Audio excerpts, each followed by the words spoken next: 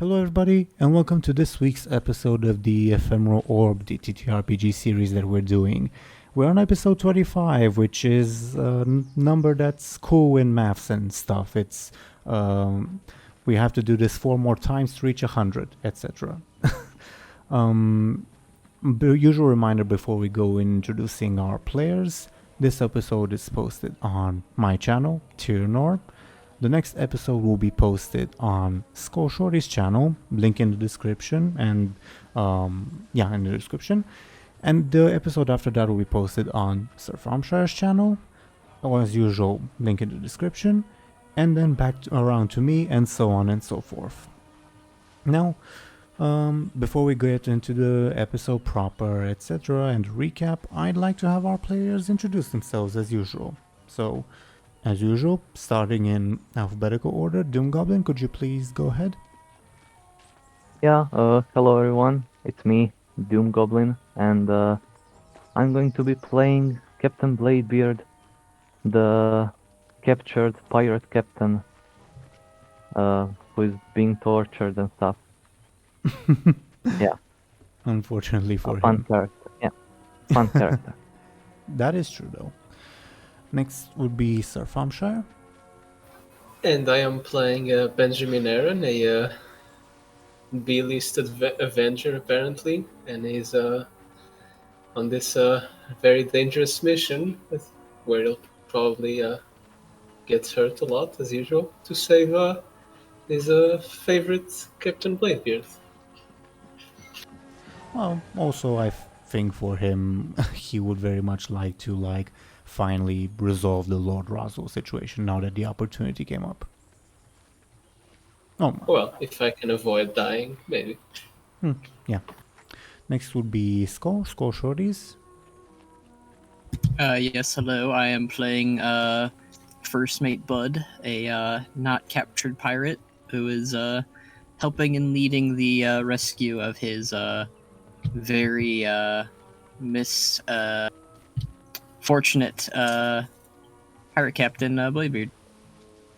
Indeed. And actually, as I mentioned last time, a lot of the merit goes to Buhd because he was the guy who ran and went, we need to save Bladebeard, so good on you. As usual, we have a sort of a recap portion, and I would very much like to ask DoomGoblin to read it this time. Could you please go ahead, DoomGoblin? Yeah, sure. Here we go. In their desperate rush to save Captain Bladebeard, who had teleported himself again into Lord Roosevelt's estate, Benjamin Aaran, First Mate Buhd, and Archmage Meridia Frostfall burst into Captain Skiri's quarters.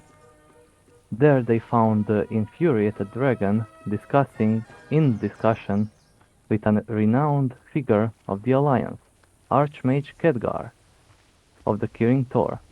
After a discussion, Archmage Khedgar agreed to help the group against Lord Roosevelt and the demonic invasion of Stranglethorn, promising to teleport the following day. Meanwhile, Captain Bladebeard found himself once again locked in Lord Roosevelt's prison, managing to keep his hidden weapons and Fleet Master Seahorn's hat on his person. A very useful item, by the way.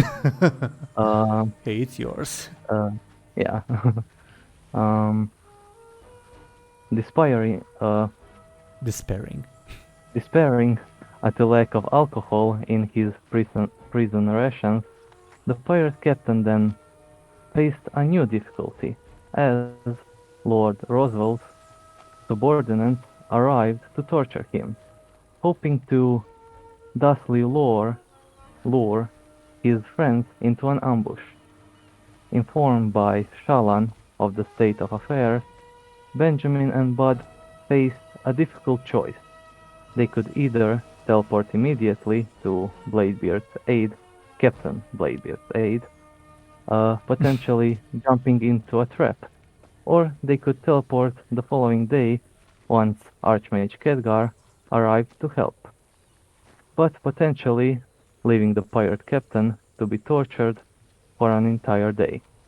In the end, they chose a third option, teleporting to Sentinel Hill, half a day distance from Lord Roosevelt's estate, in the hopes of catching the nobleman unaware. They thus assembled a group comprised of Benjamin, Captain Kiri, Archmage Meridia, the Pandaren Sima, the former Defias, Hergan, and to be teleported in once they were not in the view of any bystanders, Buhd and the Forsaken Vera. Indeed. Thank you, DoomGoblin. Every time I feel like I'm an English teacher or something. Oh, yeah, my reading skills are not too much better than Bladebeard's.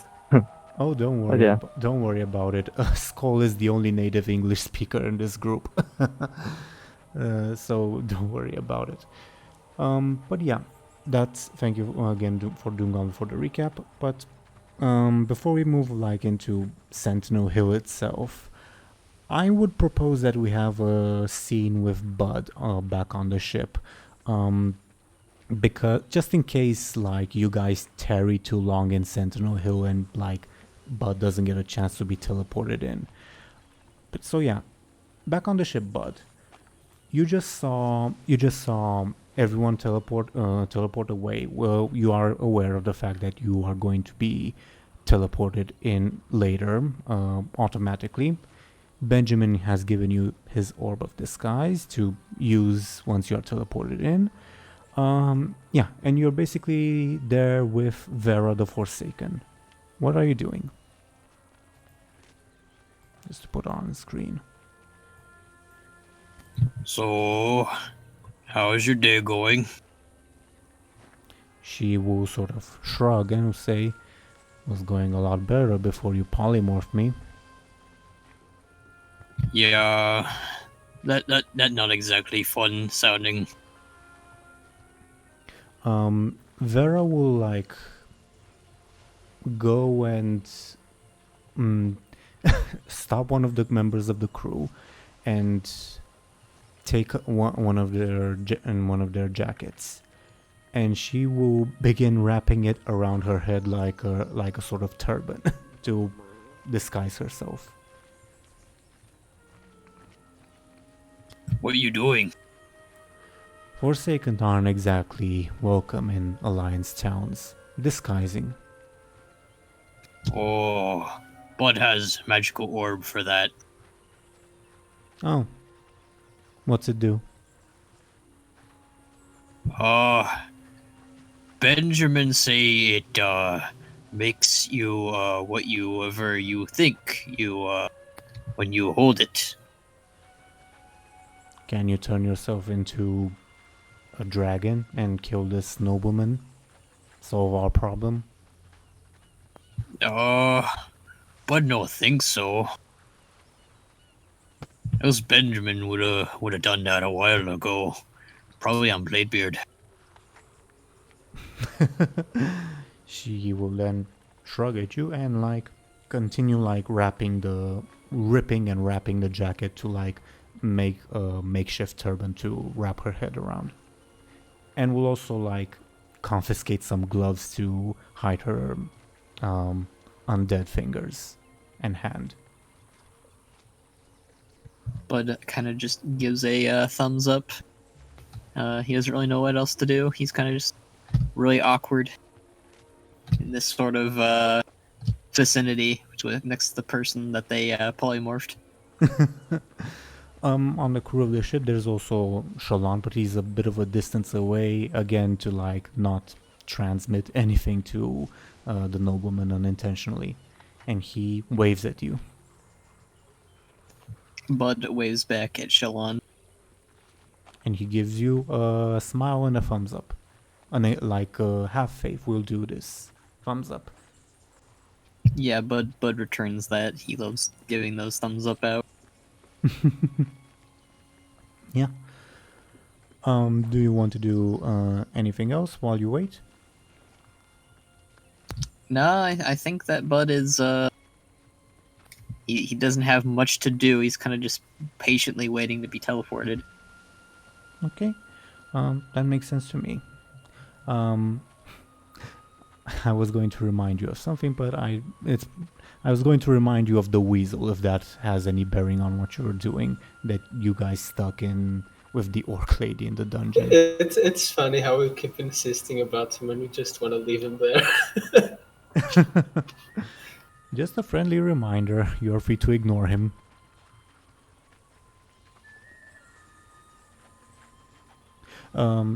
If there's nothing else, I can move the scene to Sentinel Hill to see what's what there. Up to you, Buhd. I think we can move it to Sentinel Hill. Okay. Duly noted. Okay. Benjamin, you and the rest of the team, which you can see on screen, have like teleported yourselves next to the main tower of Sentinel Hill. Now, above board, have you ever been to Sentinel Hill? As in my character? Yeah. Yeah, I'd say he stopped by when he went to Lord Roswell's estate. Yeah, that probably makes sense because the alternative would have been to go through like Duskwood, which, yeah. Yeah, not a pleasant experience. Yeah. Well, funny news is, it's Sunday, which is a market day, and because it's autumn, everyone is like bringing in their harvest to be sold, and there's quite a lot of activity.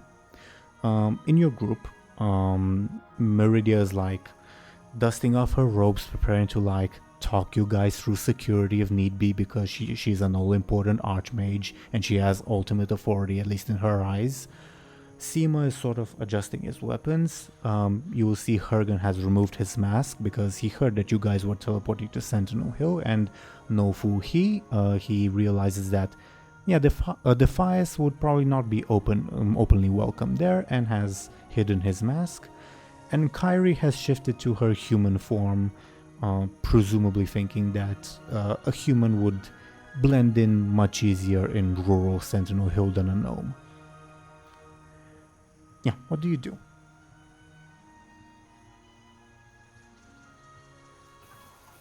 I can just take a few moments to regain my bearings, since teleporting makes me a bit dizzy. So I can just look around and see that, as you said, it's very crowded. And the last time I was here, it was much more desolate.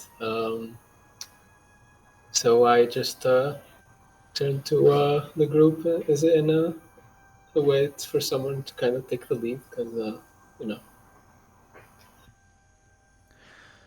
Well, the Archmage sees you and looks back at you, and she will say, well, you know the way to the estate. Oh, well, Hergen does too, I guess.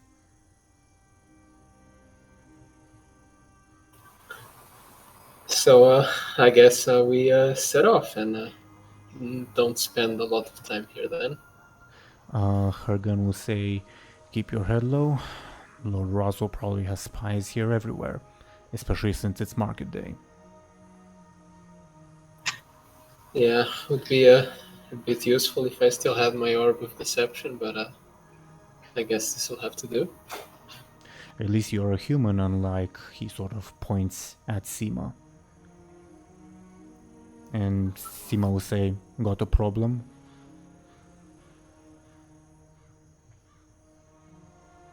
Hergen will just sigh.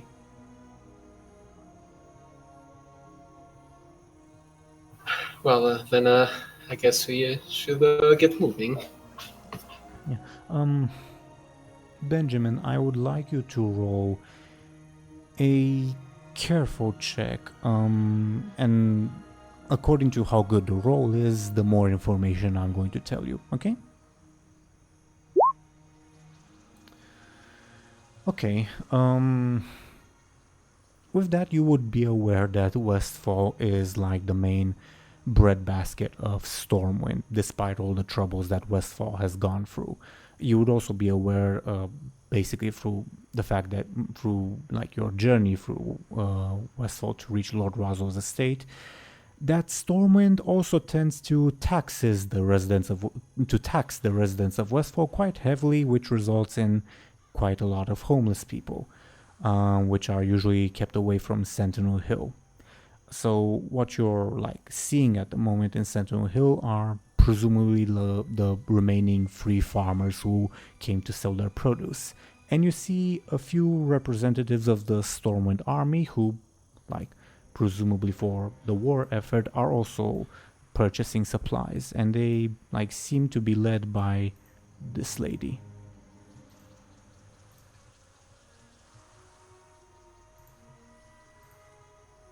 Guess we'll stay clear of those people.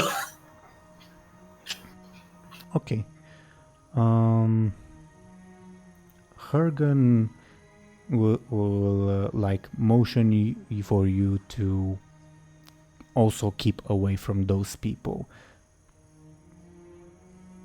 But he will say probably best not to go through the main exit that leads directly to Lord Razo's estate. Better to go north and circle around. What do you think? I guess that doesn't add much longer to our journey, so that's probably the best call. Okay. As usual, being like the farm, like a farmer's market, especially in autumn, you see like quite a lot of produce and people like not desperately, but trying to sell it, and the representatives of the Stormwind army are there. I'd like you to make another careful check for me, please, if you would be so kind. Okay. Yeah, okay. With that, you continue on and are undisturbed as you exit Sentinel Hill. Would you like continue into the wilderness? Well, not the wilderness. Yeah, into the wilderness a little bit so you can teleport Buhd and Vera in? Yeah, I'd say like we walk far enough, as in someone at the entrance wouldn't notice what's going on. Okay. You will be hold on. You will be stopped for a little bit at the entrance by this gentleman who will say and who greet you and say, "Travelers, where to?"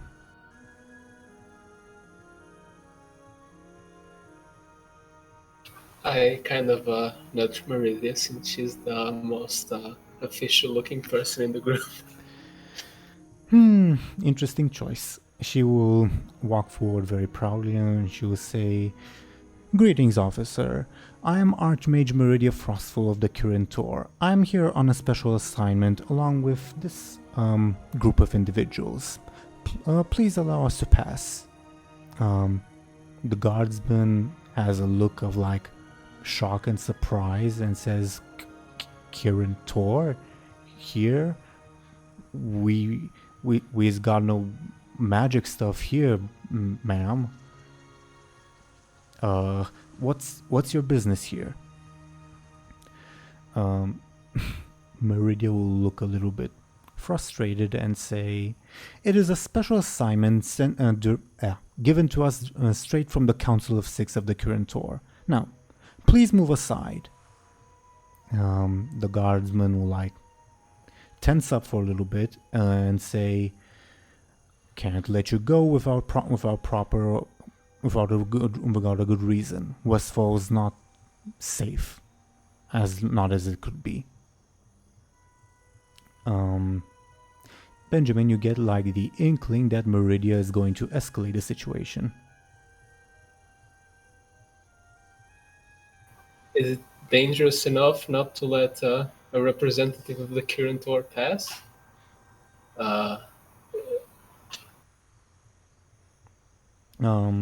This guardsman will like shoot you a look and he will say, "And who are you? Who are these agents of the Curantor doing in my town?" Who's this thing? He points to at Seema. What's he?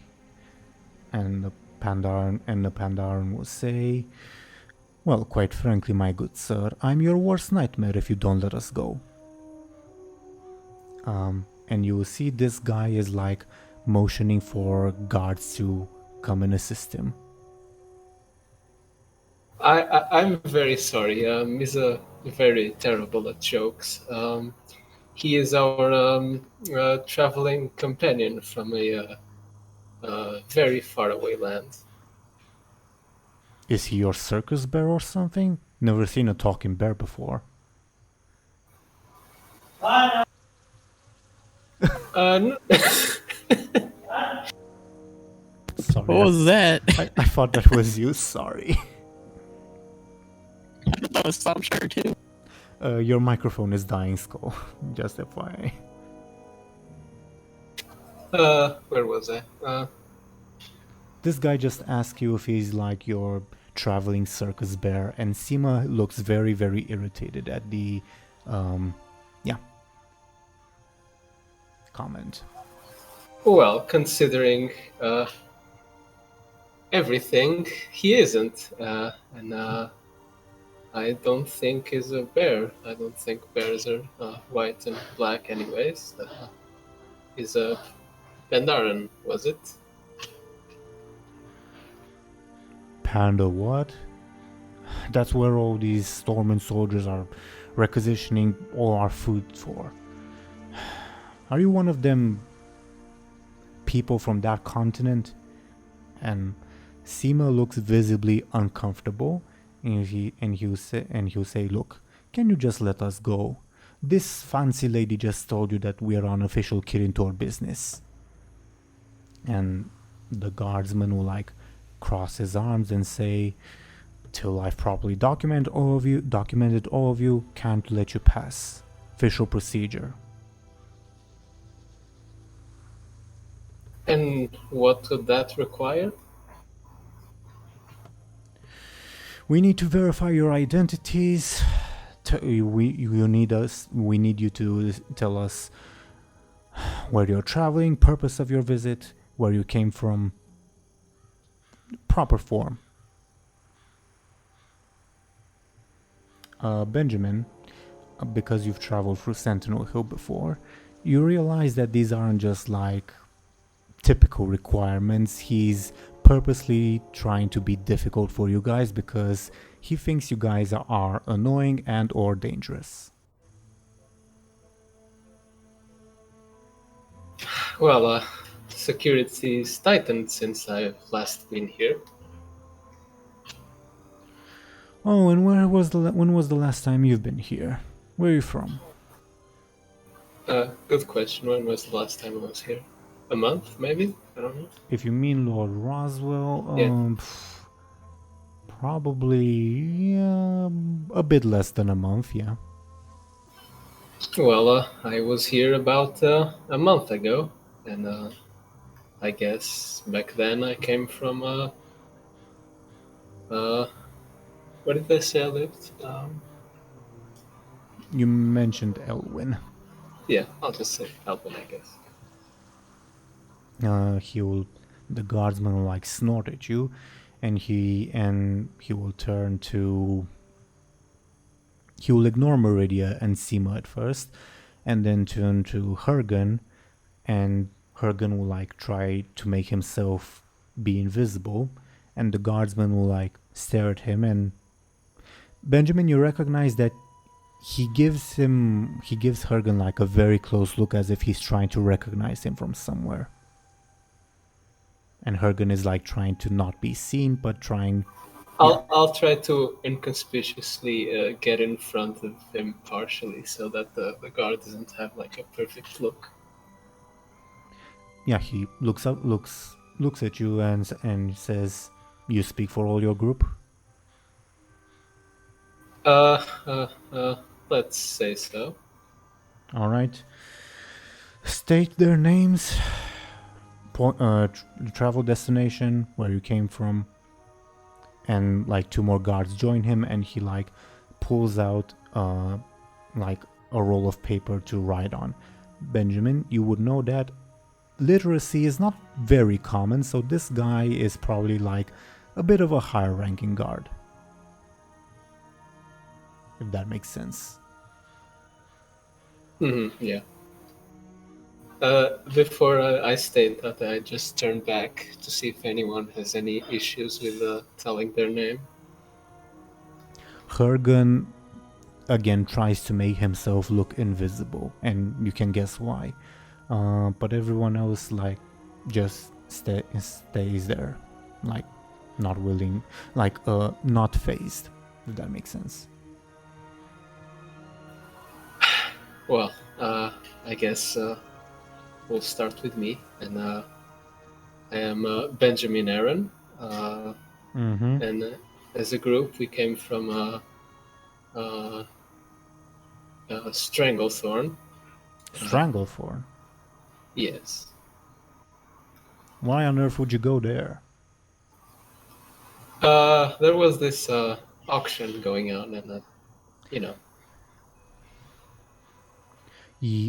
Kyrie will like nudge you a little bit, like, yeah, will give you like a small elbow when you say auction.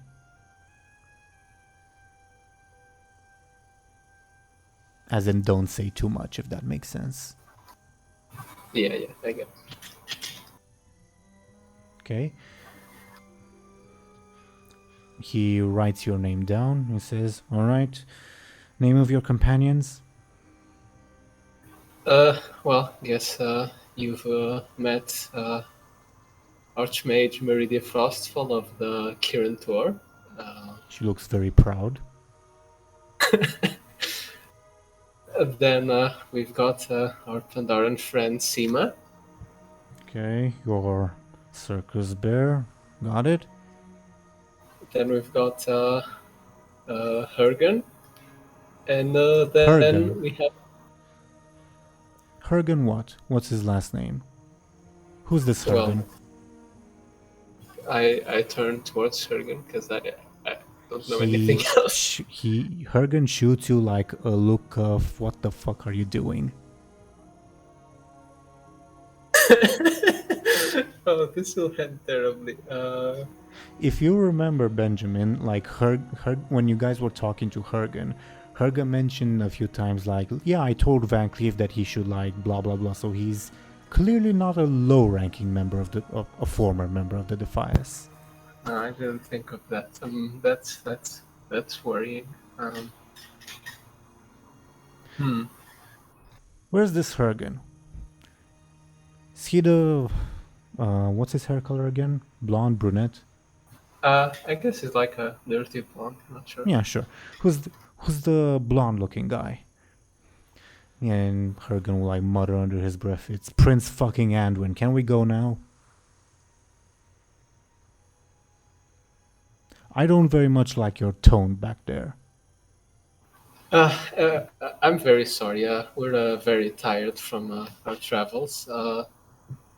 And then I guess we've got Kyrie over there.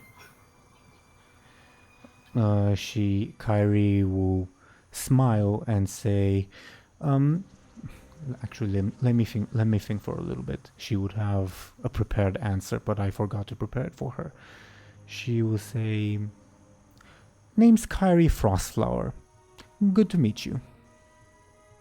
And you will instantly see that the guardsman's attention like immediately goes from like this suspicious Hergen guy and turns to Kyrie, and he like stares a bit too obviously open-mouthed, and he will say, yeah, hello madam, yeah, and Kyrie will smile at him and say, would you please kindly allow us to go? And the guardsman will say, yeah, safe travels, and he'll like make way for you guys to go. Do you go? Yeah. Yeah.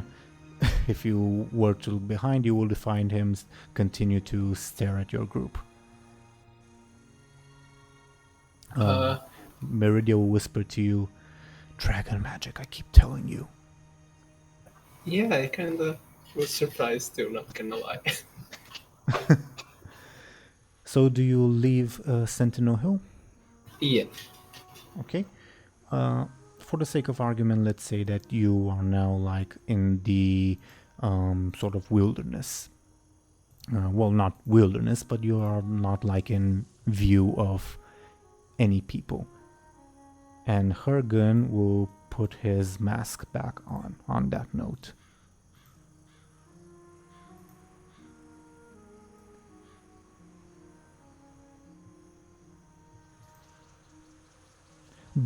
Kari will look at you and ask you, should we bring everyone else in? I guess so. Okay.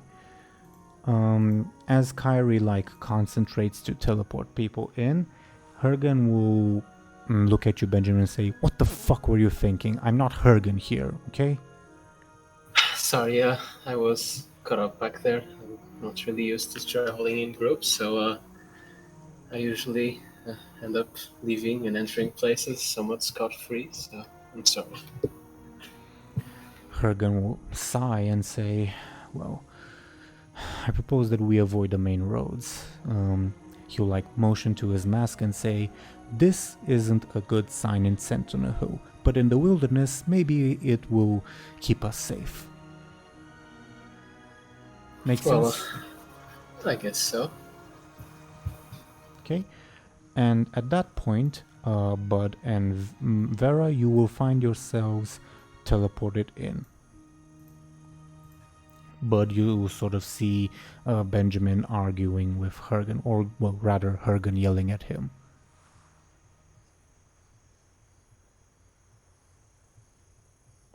You hear, Skoll?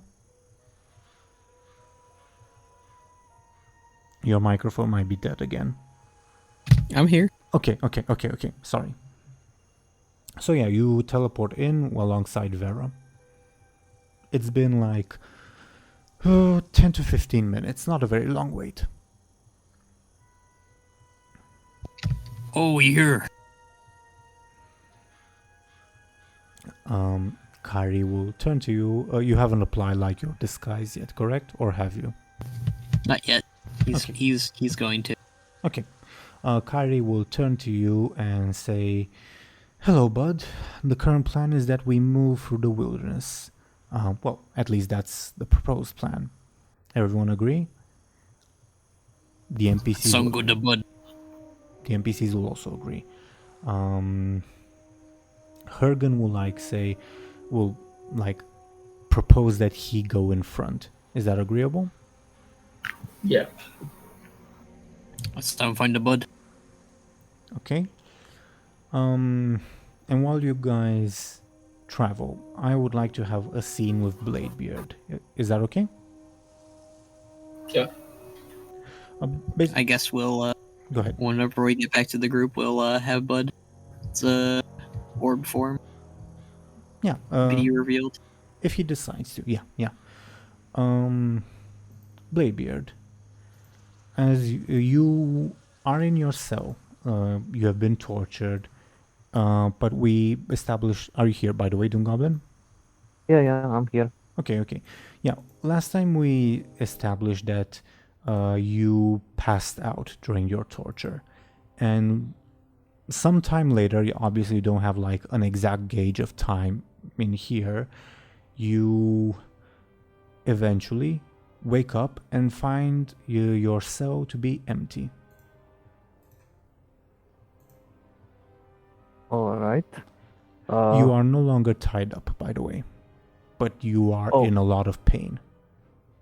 Yeah. His head hurts and fingers as well. Mm-hmm. And your throat, because you force yourself to yell a lot. Oh yeah. All right. I'm. Door is closed, I guess. Yes. Do you like? How should I say this? Make sound as in like announce to the world, "Hey, I'm awake," or do you just like slowly shift yourself awake? What should I do? I guess, yeah, let's say I wait like 10 minutes quietly, If you are quiet, And- go ahead. and then after 10 minutes I like knock on the door. Yeah, if you're quiet, you see that nobody like comes in. Do you then knock on the door? If they know that I'm awake, they're probably going to torture me again. So, yeah, let's say I knock on the door. Okay. You hear like a bit of startled movement from behind, from the door, and the voice of your jailer will come in, and he will say, "Finally awake, dwarf? Knocked the senses out of you, did he?"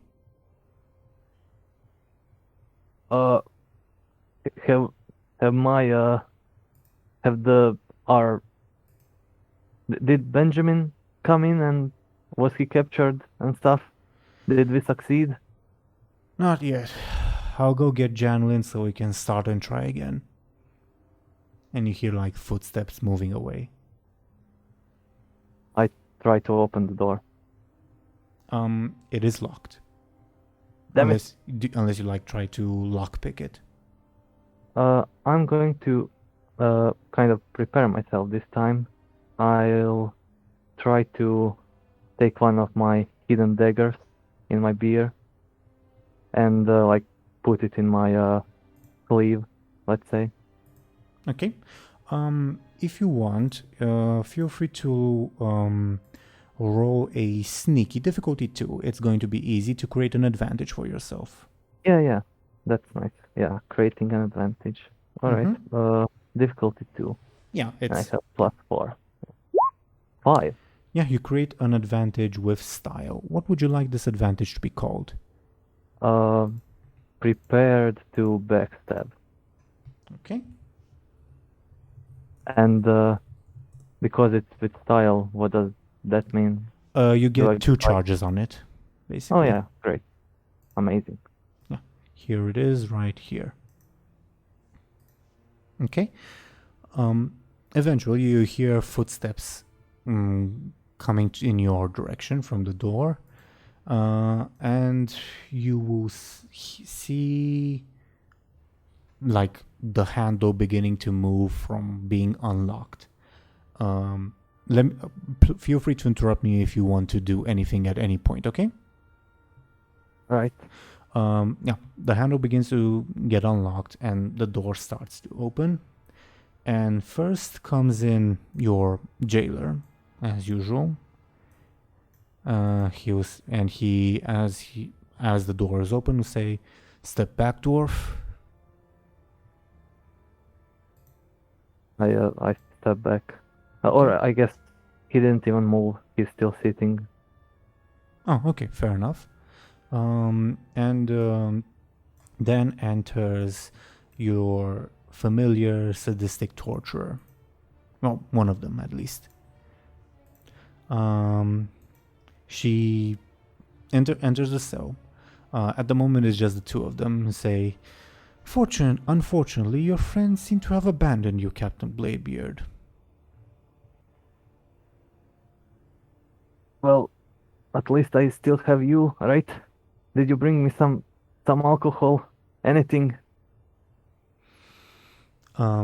She will like motion with with her hand from like the door is open. She motions to, with her hand for someone to come in, and you will see one of Lord Roswell's guards who have a brand new render thanks to Thompshire, who brings you a cup of liquid that it's far away at the moment. Do you allow him to approach? Yeah, sure. As he approaches and puts down the liquid, you smell alcohol. Oh, finally. I drink it. Yeah, it's just fairly small cup of like it's cider. I would say it's cider because autumn, etc. Yeah, it's the season. Yeah, great. I mean, he's feeling much better now. It is just a cup and it's not particularly strong, by the way, just so you know. Yeah. All right. Okay. And the mage will say, "Are you ready for round 2? What? Of your screens in the hopes that we attract your friends." Oh, but that obviously didn't work. If they would come, they would already be here, right? So what do you propose? Well, I don't know. Maybe, only plan I have is to teleport back to the island and kill them there. She will sort of laugh almost a bit maniacally in your face. And she will say, that's not going to work, good captain. With who? She said, it's not going to work, good captain. Oh, all right. Well, what else can we do? Well, we need, I think the bait should be sweetened a little bit. Don't you agree? To make the lore stronger. How? What do you have in mind? Well, she will think to herself for a little bit, and she will say, "How about we bring your other friend in here as well?"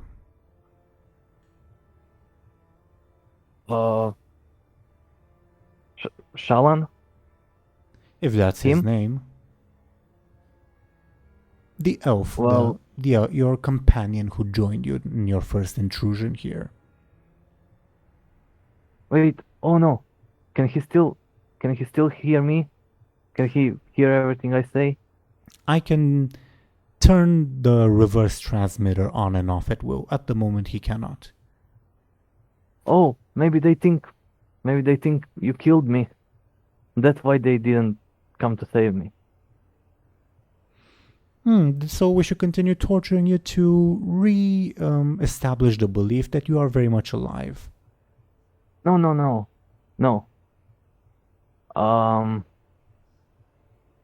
Well, if they didn't come to save me, their captain, I don't think they'll save the random elf we picked up. Well, from what we heard of your conversations, he seems to be held in fairly high esteem by your companions.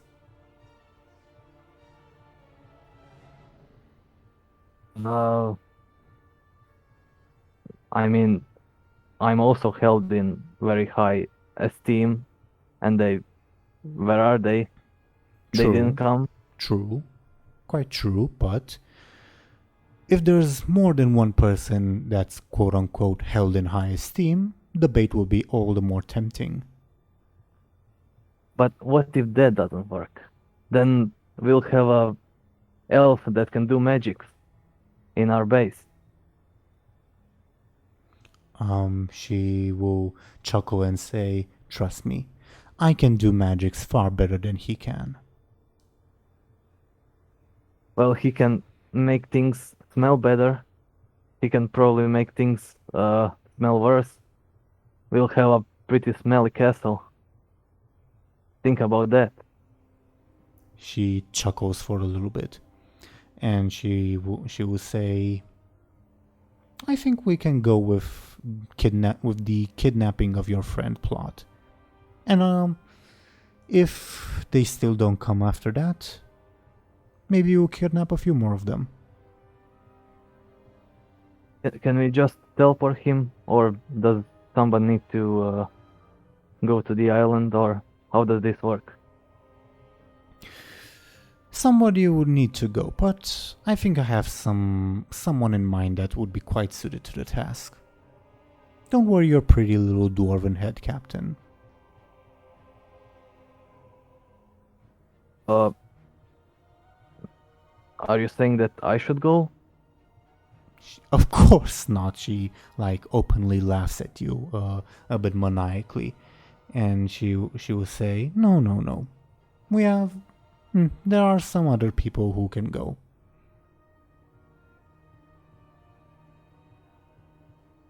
All right. By the way, out of character, you can try to convince them otherwise, Bladebeard. It's up to you. Yeah, it's a pretty good plan. I'm trying to see the way how to convince them that it's not. I would also remind you, if you want to go in that direction, that the door is currently open. Although guarded, but it's open. And I could try to run away. But if I fail, yeah. Yeah, sure. I say, oh, look over there, Benjamin Aaran. I accidentally picked the microphone. Sorry. Can you guys still hear me? Yeah, I can. Yeah. Okay. Yeah, she will.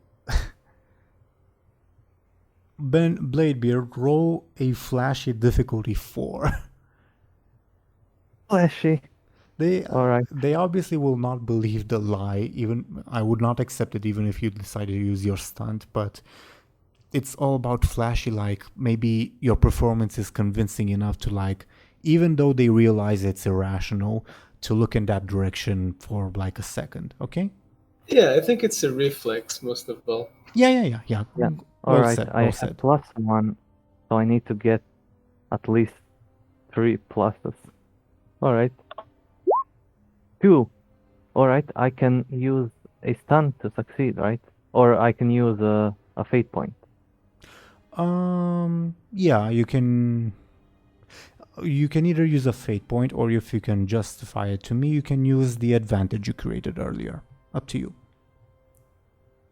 Yeah, I'll use that in combat if it gets to that. Okay. But for this, I'll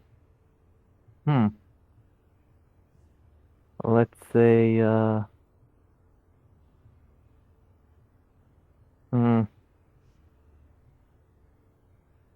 what should I use? So I'm trying to distract them. You're being flashy, you're being flamboyant, you're being distracting, if that helps you somehow. Yeah, I mean, I guess I'm a pirate captain with no crew or ship, and because I'm a pirate captain, I can yell very loudly, even though I yelled for a whole day, and yeah. Yeah, I can accept that. Yeah, and I think that makes sense to me. I'm only saying this because I've already accepted this aspect of yours, but I think the aspect that would have fit best was my stories are too good to be true, because they aren't. Oh, but I got rid of that. Oh, right. Sorry. Yeah. Sorry. A few sessions ago, yeah. Well, sorry about that, but yeah, I accept that. Okay. They all look away at the moment, and I will say that you create another advantage for the situation. Is momentarily distracted guards acceptable? Yeah. And you can use this if you want to in your escape, okay? Yeah, that was the plan. At the moment they look away, I start running. I run like I never ran in my life. Okay. Roll your quick. I will say the guardsman closest to you is too distracted, but I will roll the carefuls of the mage lady and the one-handed defiance guy to oppose you. Okay, so roll your quick. Alright. And the Quick +3. All right. yeah. In the meantime, actually, I'll roll the mage's quick, not careful, because that's a little worse. Okay, the mage fails, and the other guy also fails. Okay, you manage to sidestep all of them, and the mage yells, "Benjamin fucking Aaran, are you serious? Catch him already!" And yeah, you hear a commotion in the cell. As you exit the cell, you see a handful more of these guardsmen. There's 2 of them who look surprised in your direction. I try to run up the stairs. Yeah, I was about to say that you have basically 2 options. Either go deeper into the prison, which you don't know if there's another exit there or whatever, or go back from where you came from, if that makes sense. Yeah, I go upstairs. Okay, then roll your quick again, and I will roll these guards to see if they manage to catch you or at least block you. Okay. 4 Mm-hmm. and 2. They both fail, and you see, if you look behind, you will see an infuriated mage say, "After them, you damn fools! After him!" And yeah, you run up the stairs. Bladebeard is laughing all the way. He's running. Haha, fools! Yeah.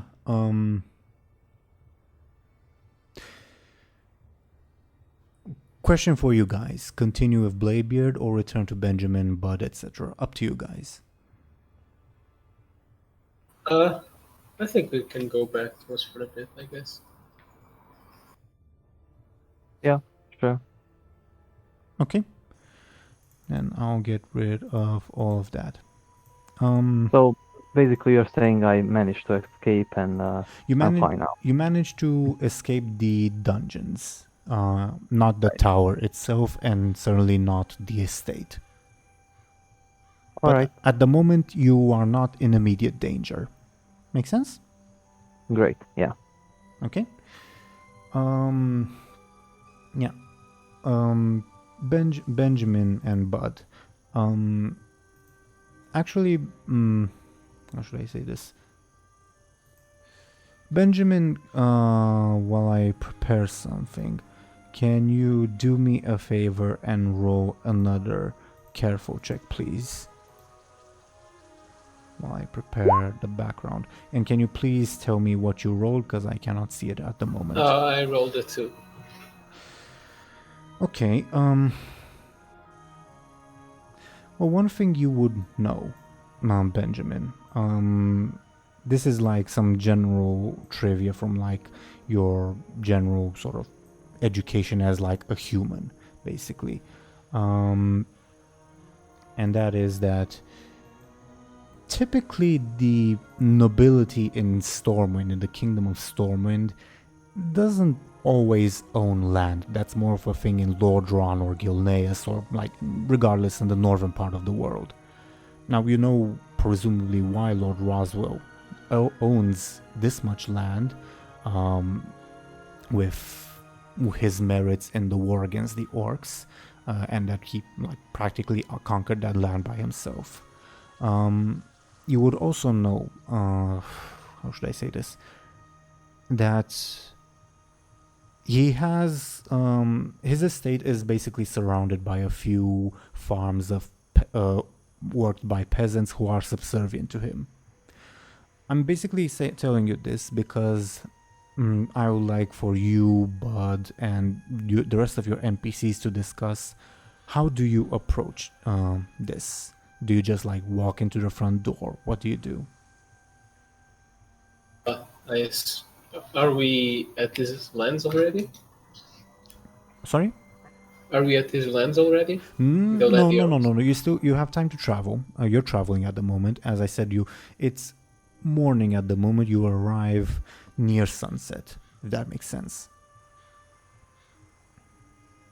Yeah, but I guess the smarter way would like to not enter through any road or path or anything and just Well, that's what I'm saying. I'm proposing that you guys discuss this in character or out of character. How would you want to tackle this problem?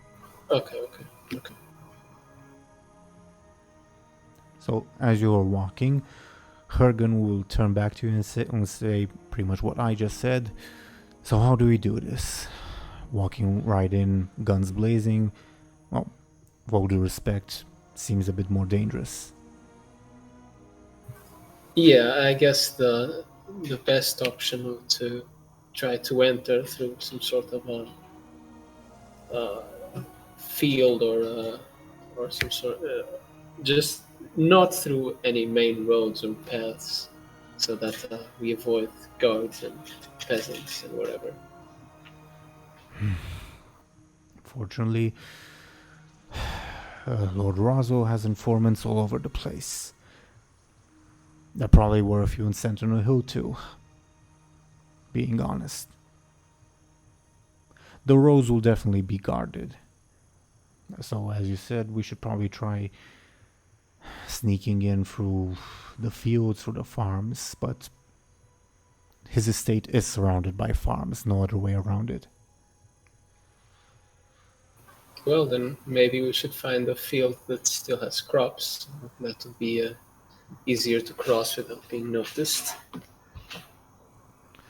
Hergen will nod at you and he'll turn to the rest of the group. Any objections?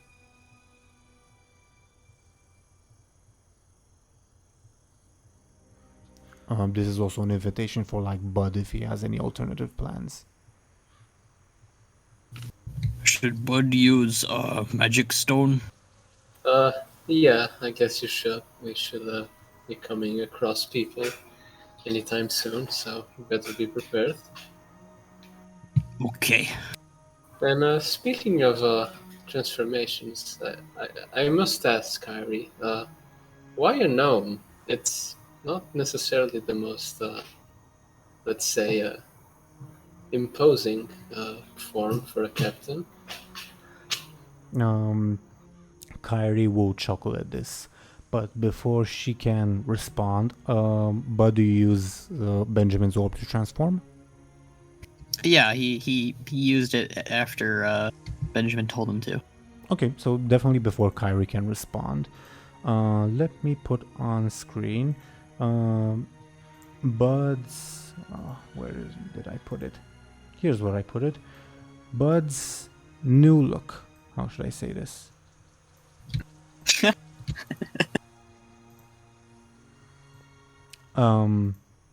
Benjamin and everyone else in the party would immediately notice that the clothing was also converted and Buhd is bare-chested.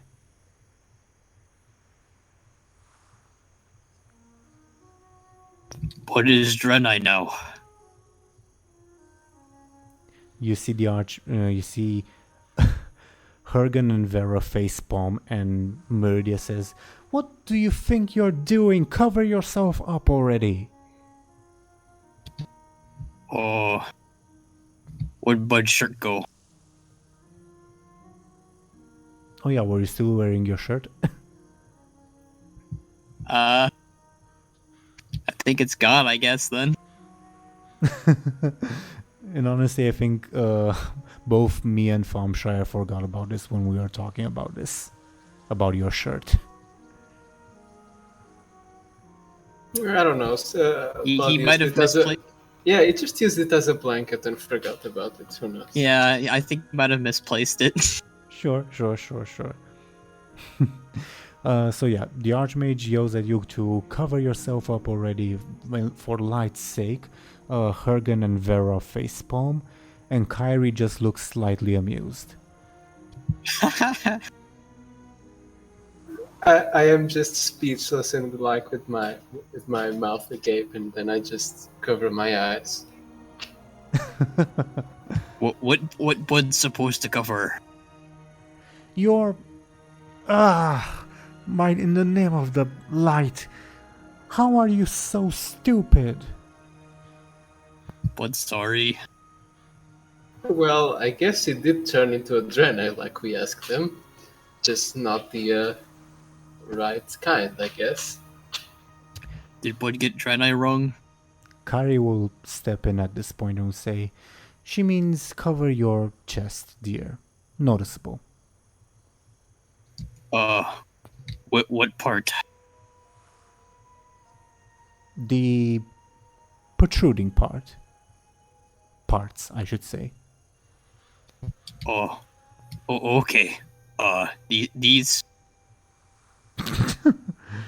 Hergen turns around and continues walking. Vera sighs and follows Hergen, and the Archmage has a look of outrage, and Kyrie says, yes, those. Okay, Bud cover these. I'm just imagining you're like just holding your hands like above them. Yeah, that's kind of what Bud's basically doing. He doesn't really understand.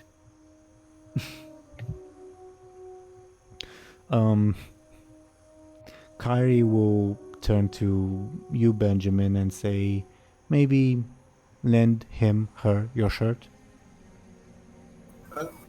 I'm not necessarily using a shirt. I'm like using a leather, whatever. Oh, fair. Then your out of character would your belt or something like that fit? I don't think so. Okay, then what would Kyrie do?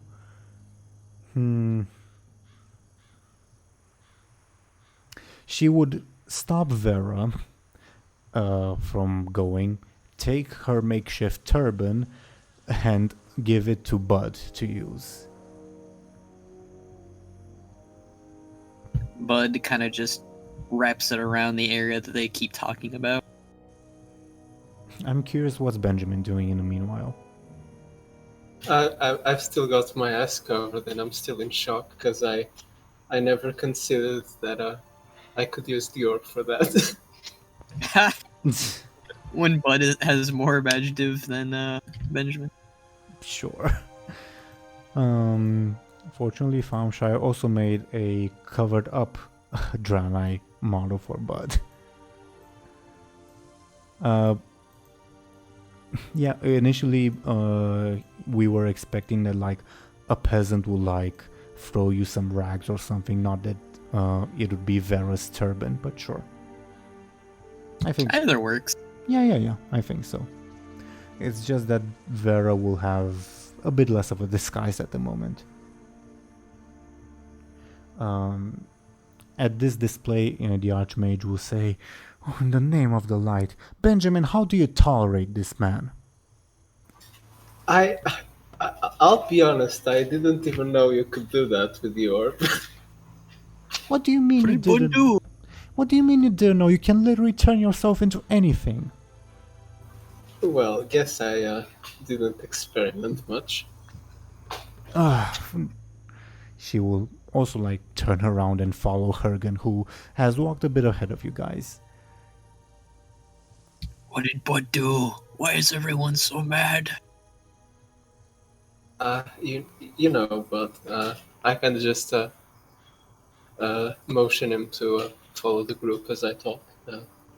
You know, but there are social conventions that if you are a female Draenei, you can't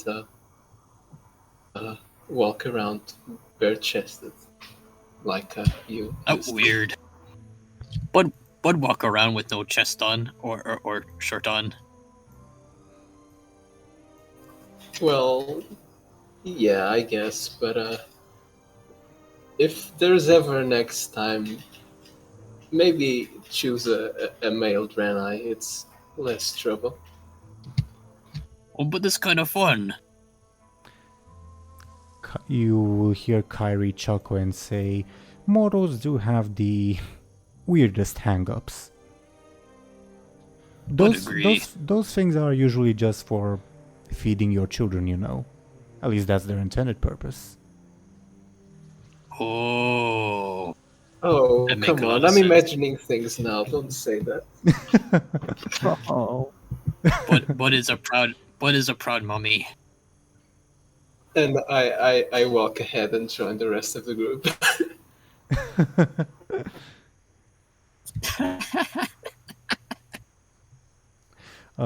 Kyrie will like turn to you, Bud, and say, I don't fully understand it either, but social conventions are what they are. Oh well. Bud just enjoy self.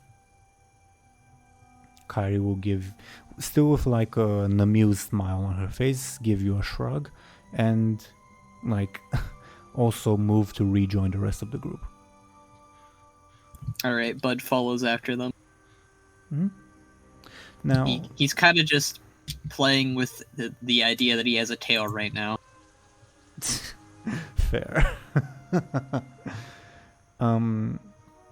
As I mentioned, you guys, for like Benjamin and Bud's group, it will take like the better part of a day to reach Lord Roswell's estate. So I think it makes the most sense to return to Bladebeard with the scene. Yeah, makes sense. Okay. Let me add stuff back in. Bladebeard. You Yeah. have let me find the thingy. Yeah, you have like just exited the whatchamacallit, the prisons. You hear angry shouting from behind you, but at the moment you don't see like any other guards or anything like that. What do you do? Is there a door to get out of the castle? Yes, it's not like a big tower. Although you didn't obviously enter from the front door, and you wouldn't know the way in that regard. You can kind of figure where the exit would be. However, I would like to offer you, dear Bladebeard, a compel, your pirate captain aspect. Namely, you just got away, at least for the moment, sure. But you are in the keep of a nobleman. Not exactly poor, maybe a bit rich nobleman. Maybe you could go looking for a few souvenirs? That sounds like a great idea. Let me think about this.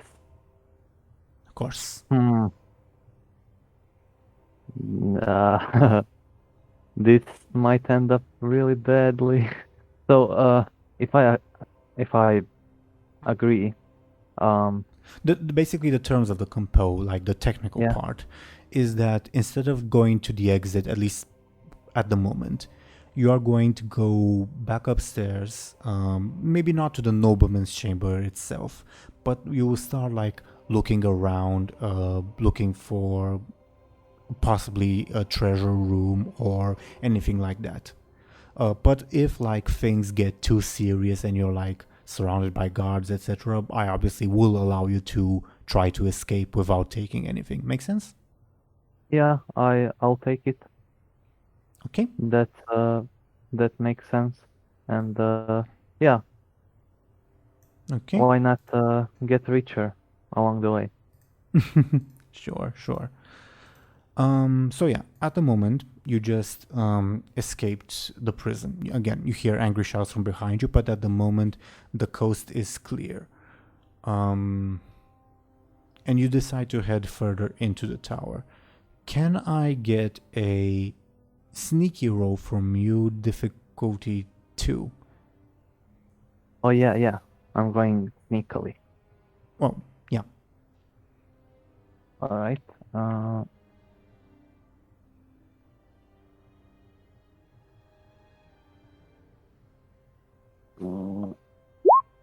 Two. Okay. I will replace the momentarily distracted guards because that scene has ended with an advantage that says, yeah, you're at the moment sneaking around. Because you rolled it 2, you will not be detected immediately, and you'll be able to use this advantage if you want to hide from guards. Make sense? Yeah. Also, all the guards in his castle that I've seen were humans, right? Correct. Well, except one of your torturers, if you remember. Yeah, but she isn't a guard. No, But I yeah. mean the Iron Vrykul. Oh yeah, the iron. Yeah. He thinks that he imagined that. Sure, fair He enough. didn't see a metal man. Like what? Yeah. Fair enough. Yeah, it was the Well, hangover. Yeah, 100%. hangover. What would you like the advantage to be called, by the way? Oh, I created an advantage. With the robe, basically. Oh, I don't know. Yeah, I'm out of ideas. Okay, sneaky dwarf. Oh. I'll just call it that Sneaky dwarf, for the yeah, moment. sure. Okay, and you can find it here for the moment. Okay, so yeah, for the moment you'll be undetected thanks to your sneaky roll, and again you'll be able to use that advantage if you are in danger of being detected. So, per the terms of the compel, you would head upstairs. Now, Yep. you would remember from your imprisonment, there's like the top level where Lord Roswell's quarters are. But there are, I'm going to say, 2 levels, sort of intermediary ones through the tower. How far are you planning to climb? Bladebeard is an ambitious man. Yeah, let's say the 3rd floor. Lord Roswell's quarters. Oh, the 2nd floor then. Okay. I thought I was on the 1st floor right now. You're And two more above me. Sorry, I was in my language. There's a difference between. In my as well, but we are speaking English. Yeah. That's what I was thinking. So there's basically ground level, then second floor, 3rd floor, and 4th floor. Number 4 is Lord Roswell. I'm going to go to the one under Lord Roswell. Okay. Yeah. As you sort of walk at the moment undetected, you will hear like the guards from the prison enter like the main stairway and yell that the dwarfs escape! Alert everyone! Just as you move from beyond like the 2nd floor, you will see a bunch of guards coming out from the chamber in the 2nd floor, and you will realize the 2nd floor was the guard room, and it's probably a good decision that you decided not to go there. And you're continuing to climb at the moment. The guards at the moment aren't looking upwards. They made the logical assumption that you try to escape, and most of them are exiting the tower at the moment. Yeah, only an idiot would go in tower. Of would course. stay here. Of course. What can I say? As you approach the 3rd level, I should say, can I get another sneaky roll from you, and I would roll a careful. Okay? All right.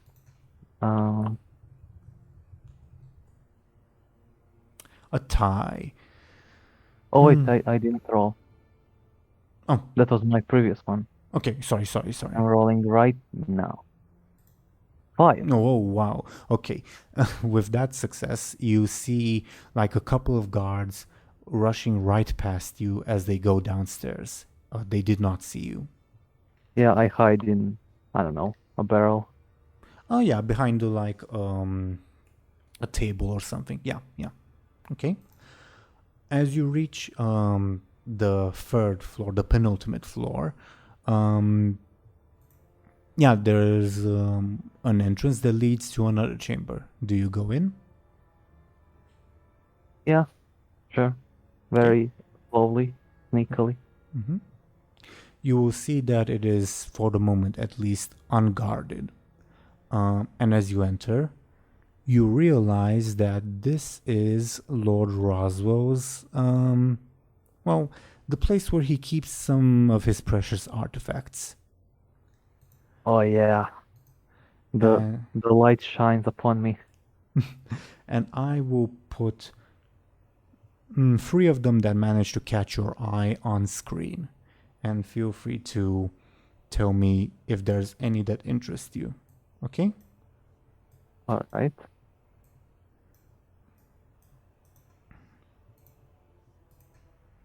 All right, we have a golden spear. It's a staff, I should say. staff. Then we have a sand clock, whatever it's called.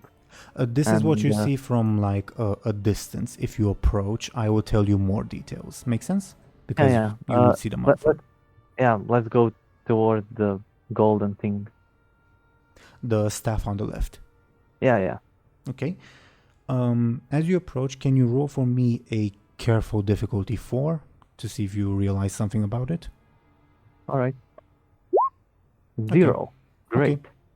Yeah. As you approach the staff, it looks like a ornate staff, and you will see that it has on its sort of inscription dais a note that I am going to put on screen. Remind me, you are unable to read, correct? Yeah. Okay. There's a note there that is presumably a description of the item that I will not like zoom in because it's just gibberish to you. But you're able to take it if you want. How large is it? Like, it's very big. A bit taller than you. All right. The other 2. Do you approach them? Yeah. Can I see from afar? How can they fit in my pocket? The other 2 will definitely fit. Yes. All right. I go towards the middle one. Okay. It's shiny. It's glowing. As you approach the middle one, it is indeed shiny, glowing. You will notice that it is an hourglass, but surprisingly, the sand inside of it is flowing backwards from down to up. Somebody didn't make this correctly. It should go the other way. Might be magical. All right, I take it. Actually, I check for traps and stuff, for some things that might be I check for traps. Roll for me a careful then, please. Difficulty 2. Or any like alarm system. Surprisingly to you, there are no traps. Oh, all right. I take the hourglass. Okay. Immediately as you touch it, you feel like a pinprick of energy, like it feels warm to the touch. It's clearly magical. And immediately when you touch it, it sort of lights up. And the sand starts flowing regularly. Oh, I fixed it. Great. All right, maybe if I get in a dark room, it will be useful. It is glowing at the moment, by the way. Yeah. You hear some shouts from the tower. It seems that like some guards are returning inside the tower. Can I go back to the door and use my lock-picking tools to lock the door? To do the opposite thing? Yes, but I will also point out that this is the only exit out of the room you are in. So you will also be locking yourself in if you do that. All right, but there are no windows, right? Correct. In this room, at least. Oh, all right. I'll not lock the door. Okay. Uh, hmm. The third thing is also interesting. Some sort of an orb. It would also But, fit in your pocket. In your pocket, by the way. Yeah, I look at it as well. Do you approach it? Yeah.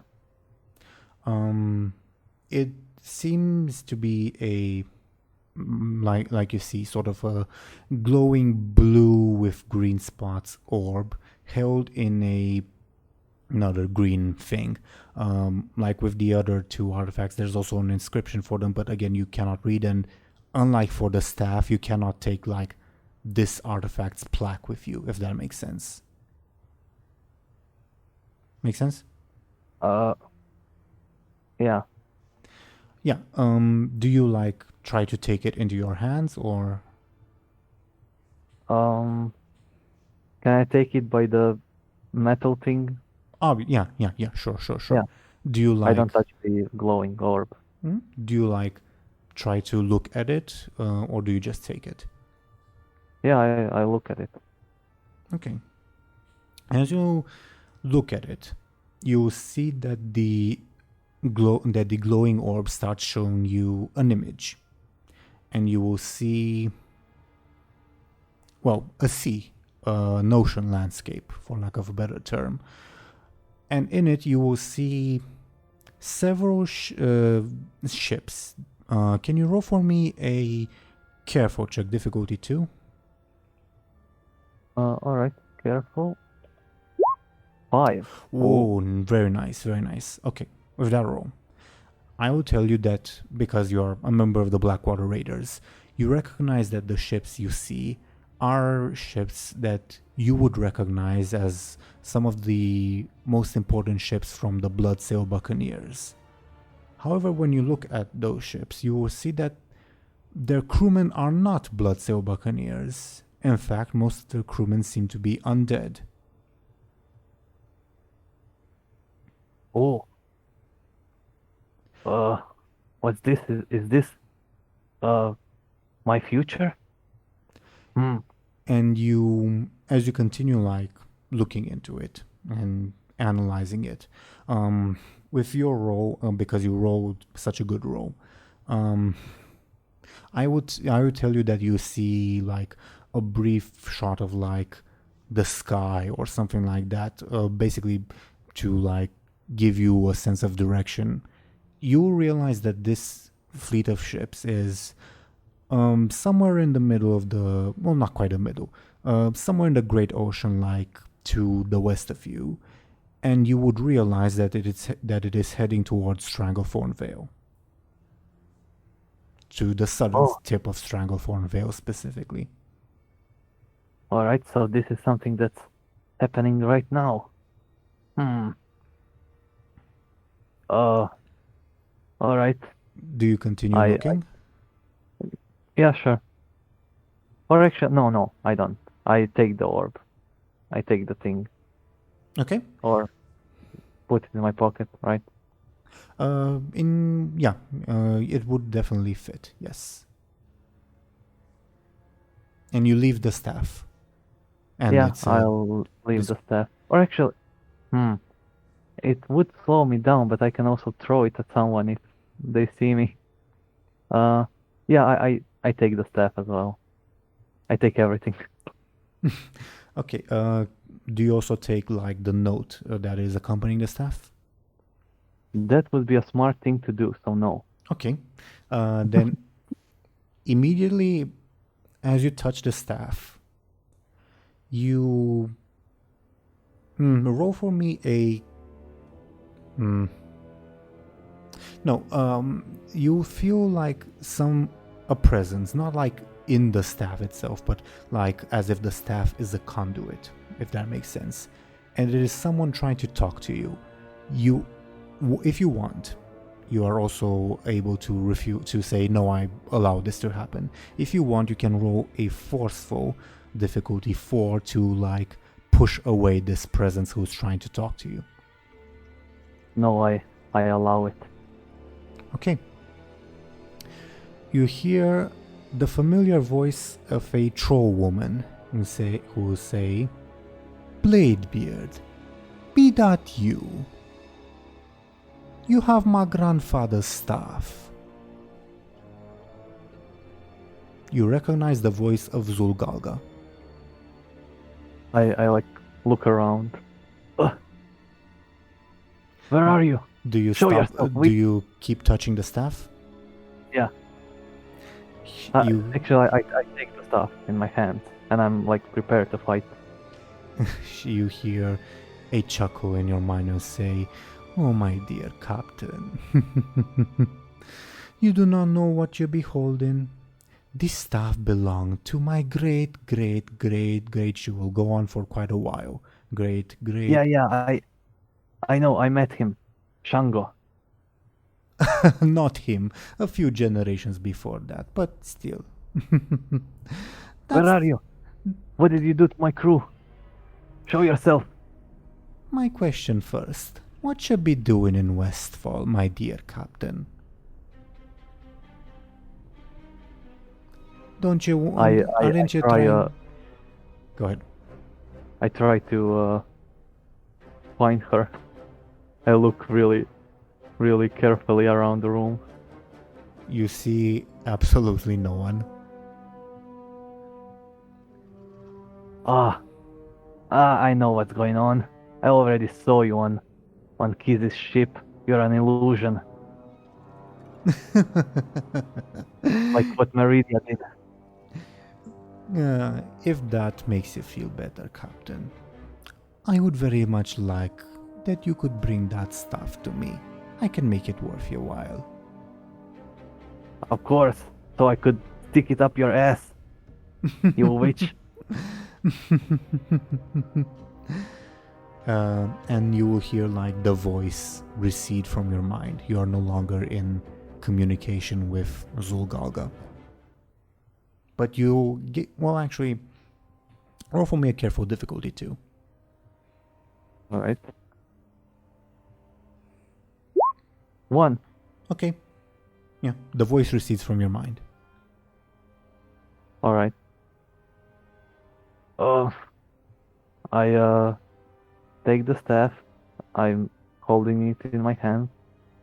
And I try to see if there's somebody guarding the room.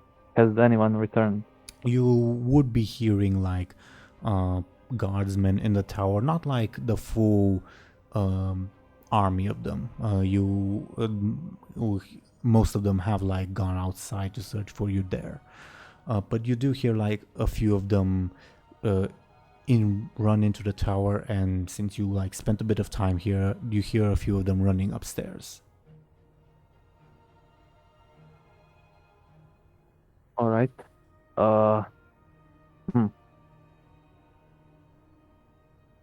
And that's it in this room, right? These No are the other- most notable artifacts, the ones that immediately catch your eye. For Some kind of a cloak or a robe.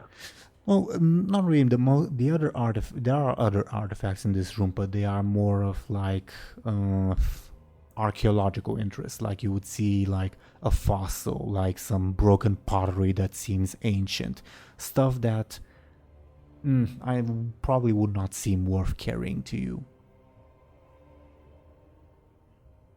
All right, so nothing to disguise myself with. Correct. All right. I guess this completes my compel, right? Yes. I can continue running away. Mm-hmm. I guess I try to be sneaky at first Definitely. and go downstairs. As you like exit the the treasury room, the artifact room, you will see some guards rushing up the stairs. They don't spot you at the moment. What do you do?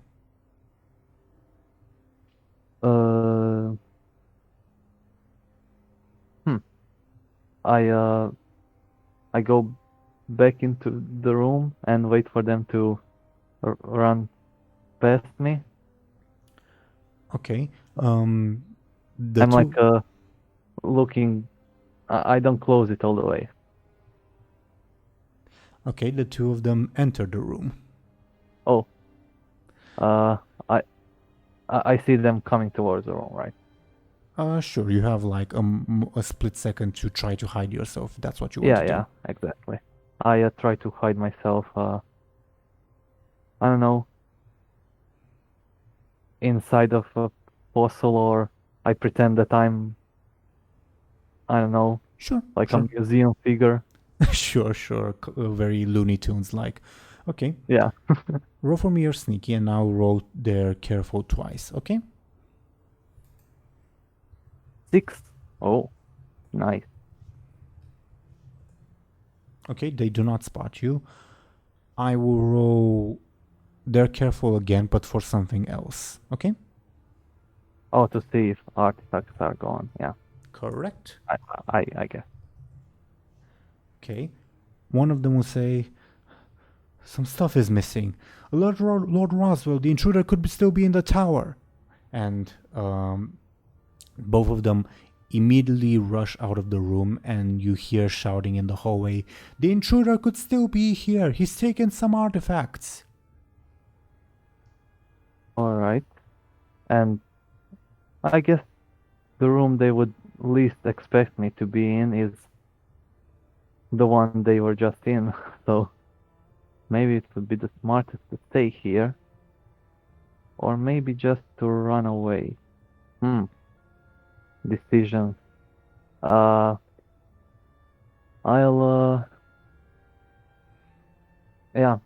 start running downstairs.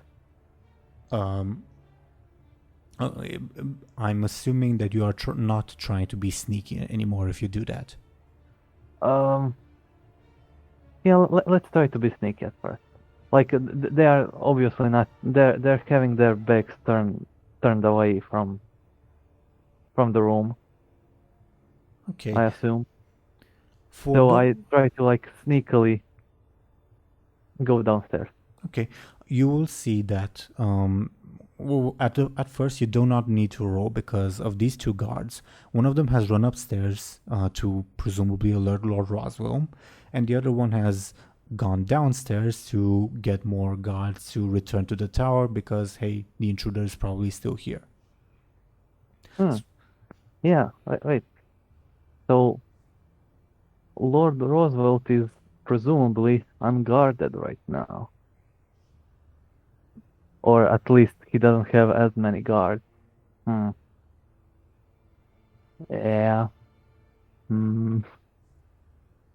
No, oh man, there's a lot of guards probably downstairs. What to do? Upstairs or downstairs?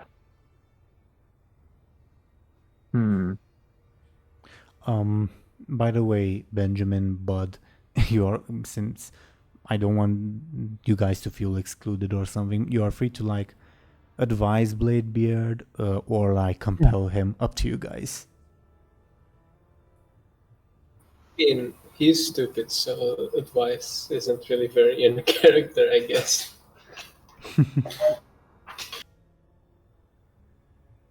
Yeah, nah, I'll go downstairs. I'm running away. Are you heading directly downstairs? Is there any other way? Well, there was also the there's one floor in between, like there's the treasure room there, then there's the guard room, and then there's downstairs. So you could go into the guard room if you want.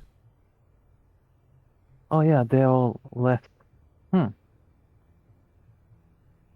Yeah, let's hide in the guard room first and wait for all the guards to go to the treasure room. Maybe that will work. Okay, as you first enter the guard room, you continue to hear shouting from the hallway. more and more guards are returning into the tower. Roll for me a careful check to see if you can manage to identify how many guards there are. It will be difficulty 4, let's say. 0. Okay, there's a bunch of guards. Yeah, you enter the guard room. At the moment, you don't see anybody there. It's But there's a bunch of bunk beds in there and like some military quarters. There's basically beds for like 20 or so people, let's say, in here at least. and this room should have windows, right? It, if you would look, yes, it does have windows. And it's empty, right? Correct, at the moment at least. Yeah, I look out of the window. What's the situation in the backyard, in the fields? You would see like a bunch of guards like scattering everywhere. You will see both the armored kind and the defiance kind scrambling, looking for you. How should I say this? Yeah, they are all over the place. Roll for me another careful difficulty 2 to see if you manage to spot like an escape route that you can go through, if that makes sense. There Okay. you go. You manage to see that the main roads are guarded. You will not be able to escape via the main roads. Well, there's only one main road that leads from the estate to the rest of Westfall. The tower is surrounded by fields and farms, but it is also harvest season, and while some of the fields have been harvested or are in the process of being harvested, quite a few others still have not and would provide probably quite good cover for you. Yeah, that would be great. All right. Should I go through the guards, or what would be the best way to get to the field? I will also mention, as you like took the time to look at the window and look through it and think for a little bit, you will hear a shouting of the guards coming closer. All right, there isn't like a conveniently placed mountain of hay under the window, like in Assassin's Creed game.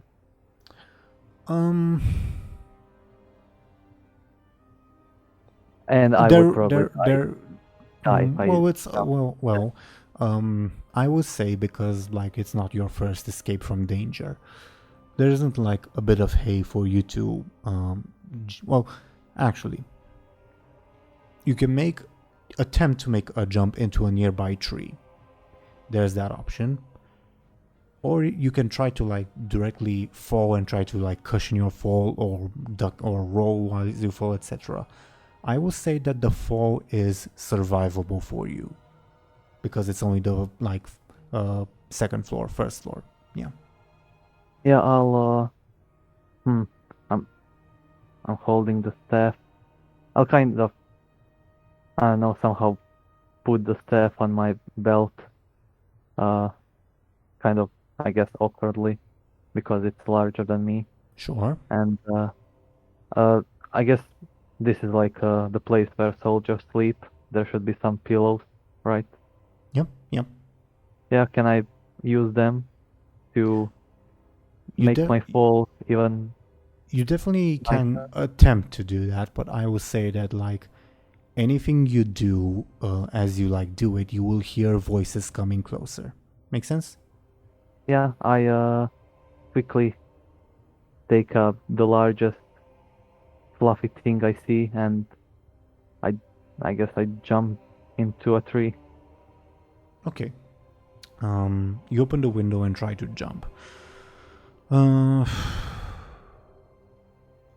Roll for me a quick difficulty 4 to see if you manage to make the jump, okay?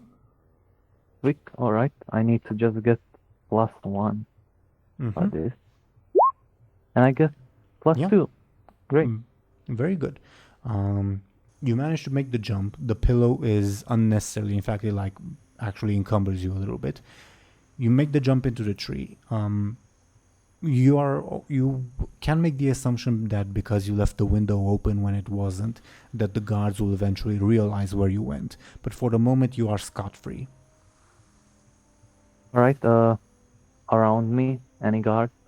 Anything happening? Not immediately around you, but and they aren't looking into the tree. But if you were to jump from the tree, like in the direction of the tower, they would spot you from a distance. So you still have to be a little bit sneaky and go a bit slowly if you want to do that. All right. I'll take one of the branches. This all sounds so cartoony. The whole sneaking out bit. All right, I take like a branch so I could like disguise myself as a shrubbery. Okay. I will say that will only work from a distance. All right. Okay. Well, actually, I will need you to roll forceful difficulty 2 to see if you manage to rip it off. All right. Forceful +2. 4. Oh, you definitely do. I Surprisingly. am extremely lucky today. I Like, agree. really. Yeah. Oh man. Okay. All right, I have a branch. Again, this will only work from like a distance. Yeah. From the tree you are currently on, you are able to, if you go down, and you would have to go down and like walk for say 20 meters or so until you reach a farm. But from that farm, there is a field that you would be able to hide in. Make sense? Yeah. So yeah, this is like the final thing to do. Close to it. And also, the mage woman has a tracker on me, so I forgot about that. All right. Yeah, I'll try to sneak my way towards the field. I jump from a tree. Are you trying to be quick or sneaky? Sneak. Okay, then roll for me a sneaky and I will roll free carefuls to see if they notice, okay? All right. Sneaky.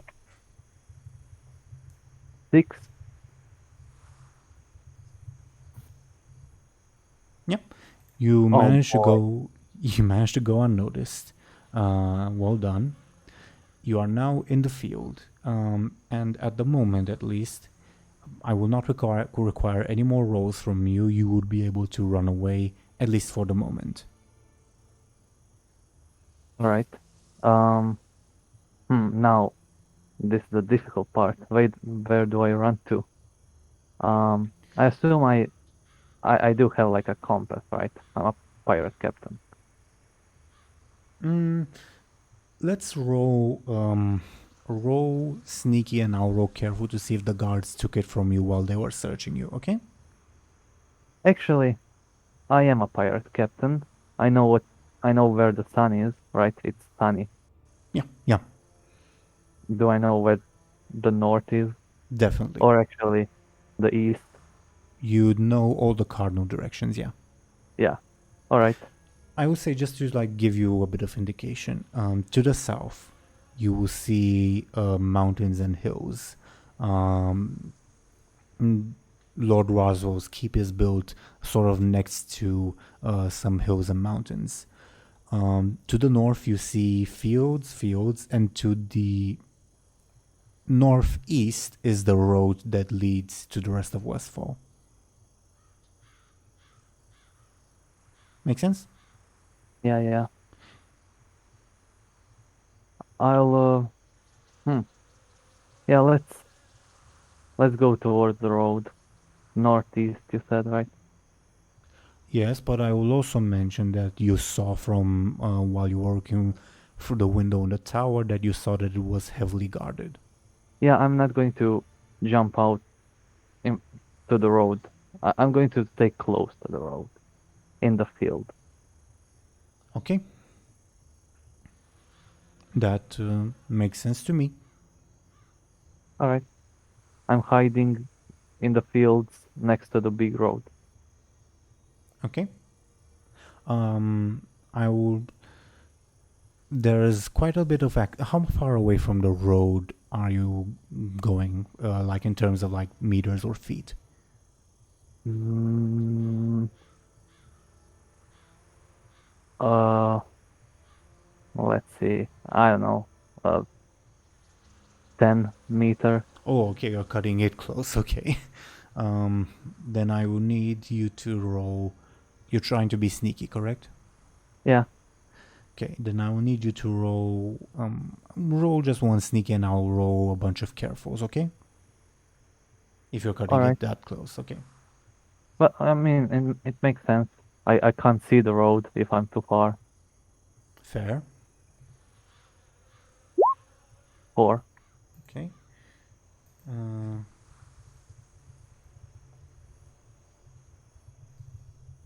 Four.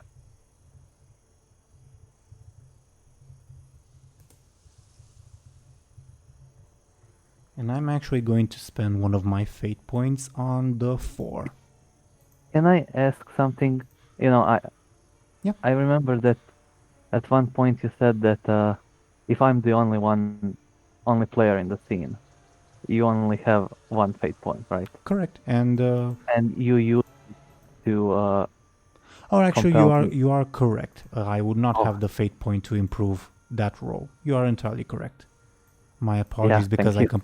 I compelled you earlier. You are correct. Yeah, Okay. great. Yeah. The best of your knowledge, you escape undetected. Then I presume you are following the road, correct? Yeah, wait, let me. As an Ford main, I'm not as familiar with Westfall. Wait, Well, it's the road you are on is not in game. I will say that yeah, much. yeah.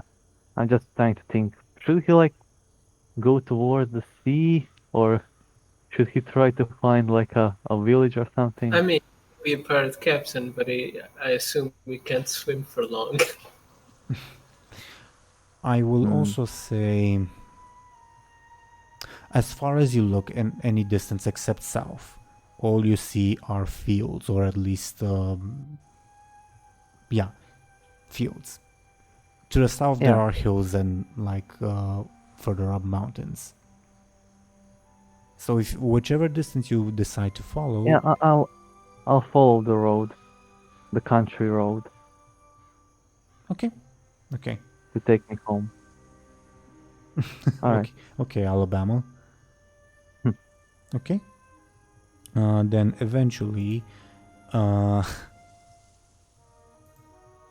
remind me, Benjamin, Buhd, you guys were trying to approach from like the side, correct? Yeah. Okay. Then you will probably not meet up with Bladebeard if that's the case, since he's following the road and he's being sneaky about it. Okay. At that point,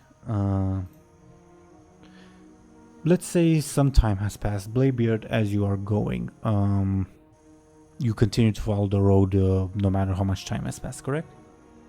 Yeah, I mean, I don't know where they are, right? I don't even know that Yeah. they are in Westfall. Correct.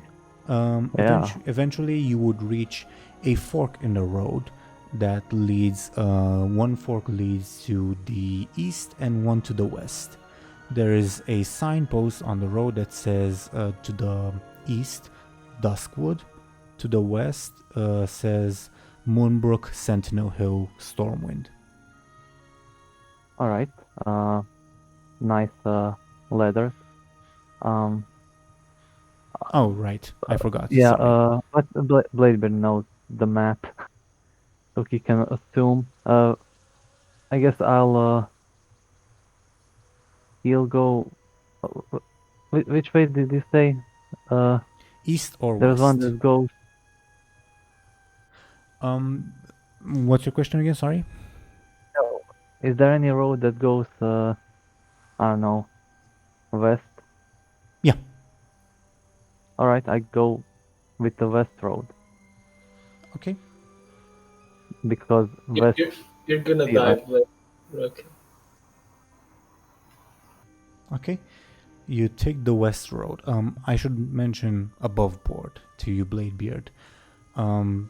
From Westfall to like Buhd Bay is on foot like a month journey. Yeah, If you want to do I that. know. Okay. But I might run into some villages, some town. Okay. Okay. Mauled by a giant spider. Okay. Then like some time will pass. Bladebeard, you will not be like disturbed. You see, as you're traveling down the road, you see like a few groups of peasants going from like local farms in the opposite direction of where you're going, with their harvest, which you presume is to sell. Let me know if you want to like interact with them or if you want to keep moving. Oh yeah. I'll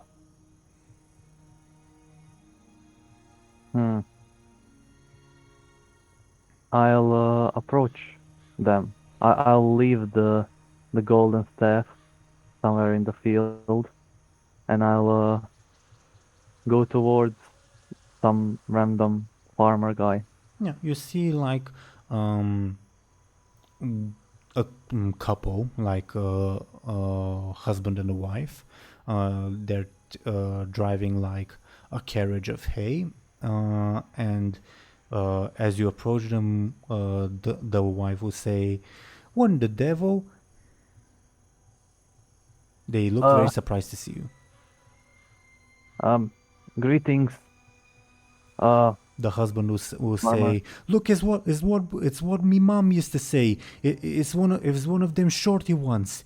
If someone gives you the evil eye, that's how you'll grow up." Yeah. I'm a dwarf.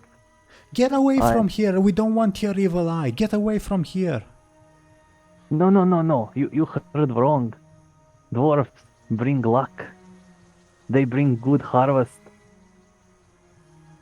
The wife will say, to make a Game of Thrones joke, "I heard a dwarf's cock is good luck." Well, yeah, but still intact, right? The husband will say, "Well, who's gonna buy that?" Hey, is there a town nearby, a village? Where are you from? We're from here. Where are you from? Oh, nowhere really. I'm a sailor. I'm everywhere. Told you, Bertha. He's giving us the evil eye. We need to take him to Lord Roswell. He'll know what to do with him. No. Listen, you need to tell me what's the nearest town. Is it this way? I point to the opposite way from. What's your demeanor at the moment? What's like your expression, etc.? Oh, as friendly as he can be. Okay, then the husband will say, He is also unarmed. "Fair." The husband will say, "Turn around, take a left, and you'll be at Lord Roswell's estate. That's the closest town." I don't know. I don't like the sound of that Lord Roswell guy. Told you he's got the evil eye. And the farmer will pull out a pitchfork. Oi. I mean you no harm. I'll just be on my way. Away Alright. from here, light forsaken stunty. Alright. Chill down. He like leaps from the carriage and menaces you with the pitchfork. The wife is looking at you terrified. Oh, they have a carriage. They have horses. Yeah. Alright. Here's my plan. I steal one of the horses. Well, And I'll between do you that. and the horses is this man. Alright. I'll punch him with my bare fist. Showing something on Roll20, by the way. Sorry? Are you showing something No, in Roll20? no. I don't have like an NPC prepared, to be honest. Okay. Roll for me. I would presume quick, because you're trying to dodge him from hitting you with the pitchfork, and I roll him is forceful to oppose you. Make sense?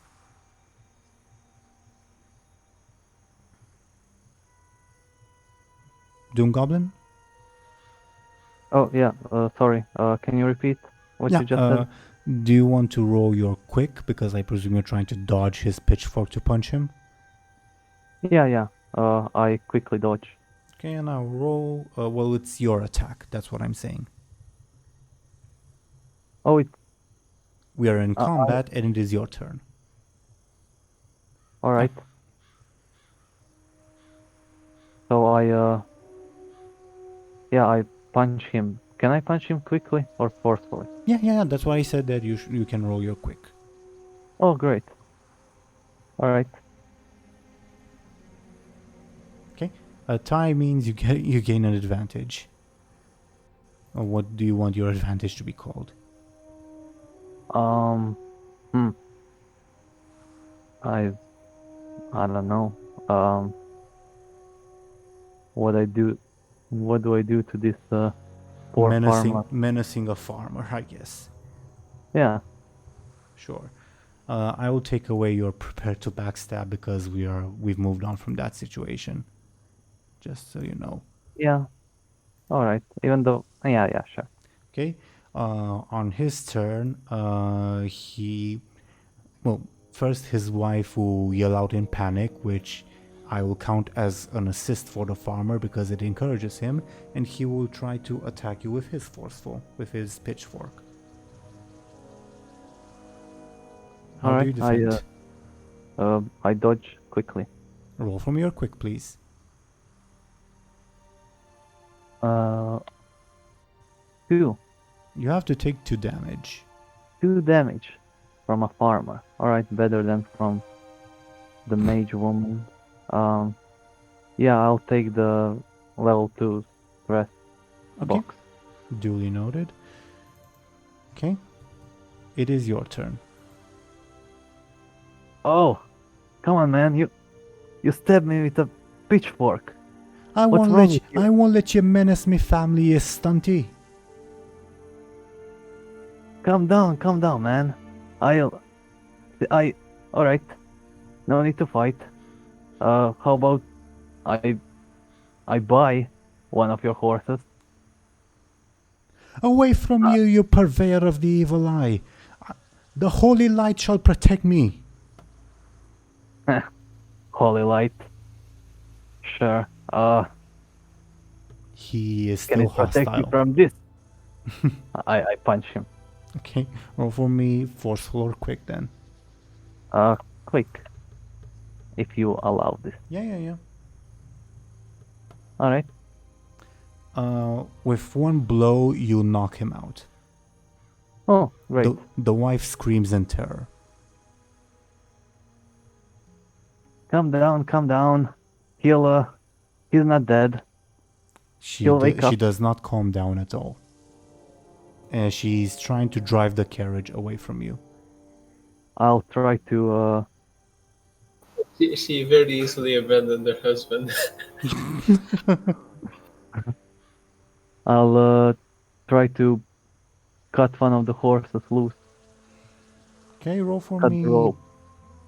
Roll for I me. throw a dagger at the rope.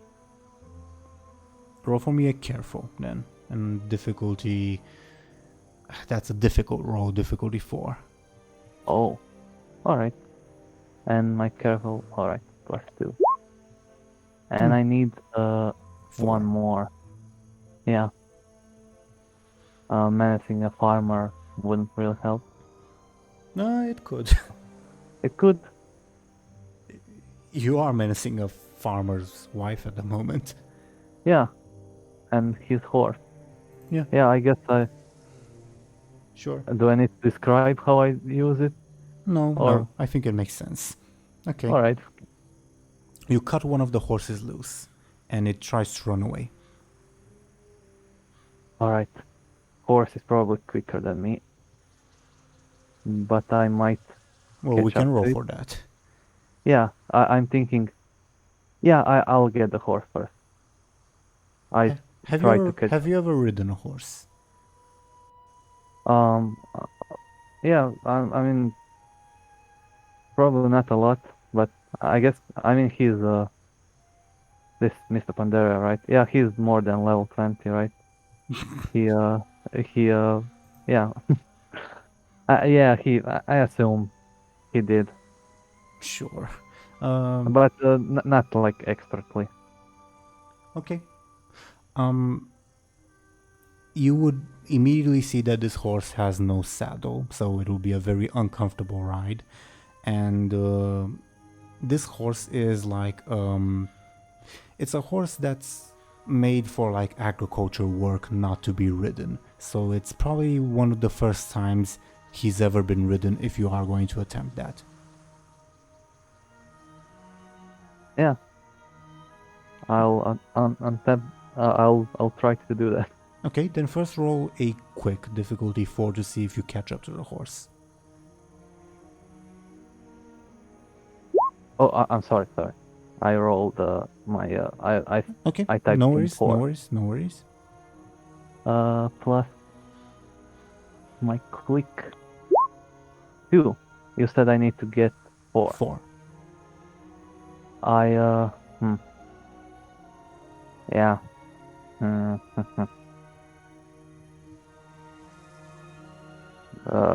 I mean, pirates have to run away pretty fast with their treasure. I don't know. Yeah, I can use pirate captain for everything. No, Yeah. let me. I'll. I mean, I don't know what else to use. Yeah, I'm a pirate captain. I steal things that are really fast a lot. Makes sense to me, sure. Since it's regarding stealing, I'll accept that if you want to spend a fate point. Yeah. Okay. You caught up to the horse. Now, I want you to roll. You're trying to ride it, correct? Yeah.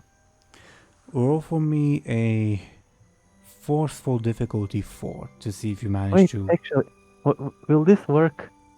Can I use the deceiver stunt and convince, like, lie to a horse and tell him, "Oh, I'm your friend, you know, stay, be calm."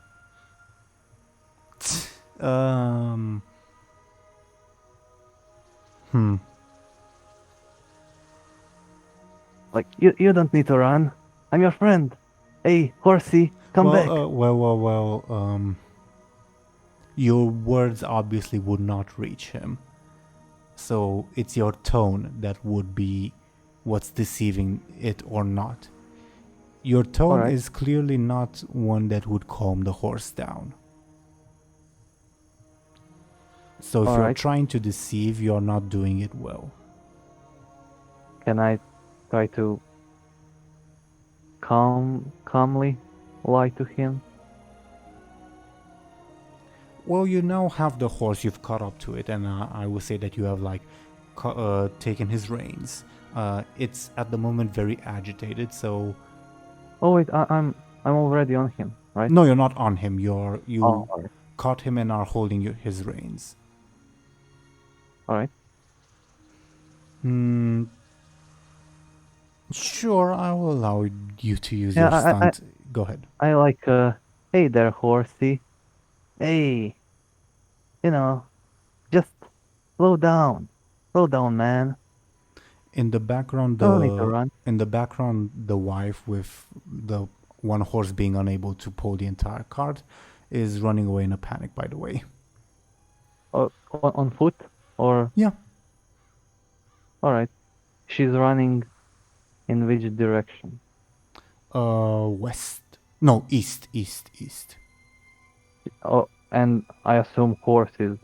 Me and the horse are running in that direction as well. You and the horse are stationary at the moment.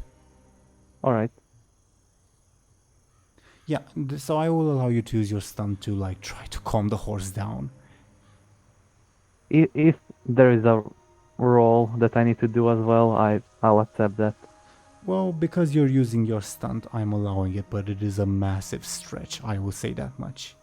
Yeah, I understand. Okay. I can try to also forcefully take him, but Sure. yeah. You've calmed the horse down. Yeah. I like a horse. Sure. I deceive a horse. Sure, you now have a horse. Alright. I'll ride the horse. Roll for me a forceful. It'll be a lower difficulty 2 because of you used your stunt. But I will still have you roll because again, this is a horse that is not meant to be ridden usually. 2. Okay. It's a bit difficult and the horse is clearly surprised, but eventually you manage to like successfully calm it down, and now you have a mount. An uncomfortable mount and a fairly slow one, but you do have a mount.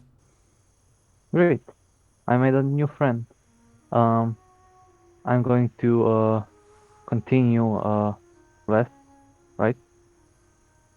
That was the direction I was going. Okay, you're going west. And okay. I'm going to pick up the golden staff that I left in the field. Good catch. Okay. You now have a horse and are heading west. What can I say? Do you I'm trying to think. You, Bladebeard, will probably encounter like obstacles on your way as you go. But I would also like to have a scene with Benjamin and Buhd, but I'm not sure what the scene would be because you guys are still in transit. What do you guys propose? Yeah, Yes. I want them to do something. Yeah, I was gonna say we could do a scene. Yeah. Okay. As you guys And are... Go yeah, ahead. wait. Meridia can feel me, right? She also has a tracker on me. True. I will roll Meridia's careful to see if she realizes that. Oh no. She's terrible at careful. Fortunately, I typed the wrong thing in. Oh, great. Oh. But I will use my fate point to improve her roll. And okay, as you guys are like walking, Meridia will like tug at your wrist, Benjamin, and say, I think your friend managed to escape, Bladebeard. Or at least he's being taken somewhere else. Hypothetically speaking, if they chopped off Bladebeard's arm, would the tracker be active? You're asking her in character? You are asking her in character? Yeah. She will say no. Well, the tracker Then- would still be on the arm, I should say. So Bladebeard elsewhere? Oh, he's still in Westfall, but he is moving. Well, I guess even if he's guarded, that would be less dangerous than assaulting Roswell's estate. And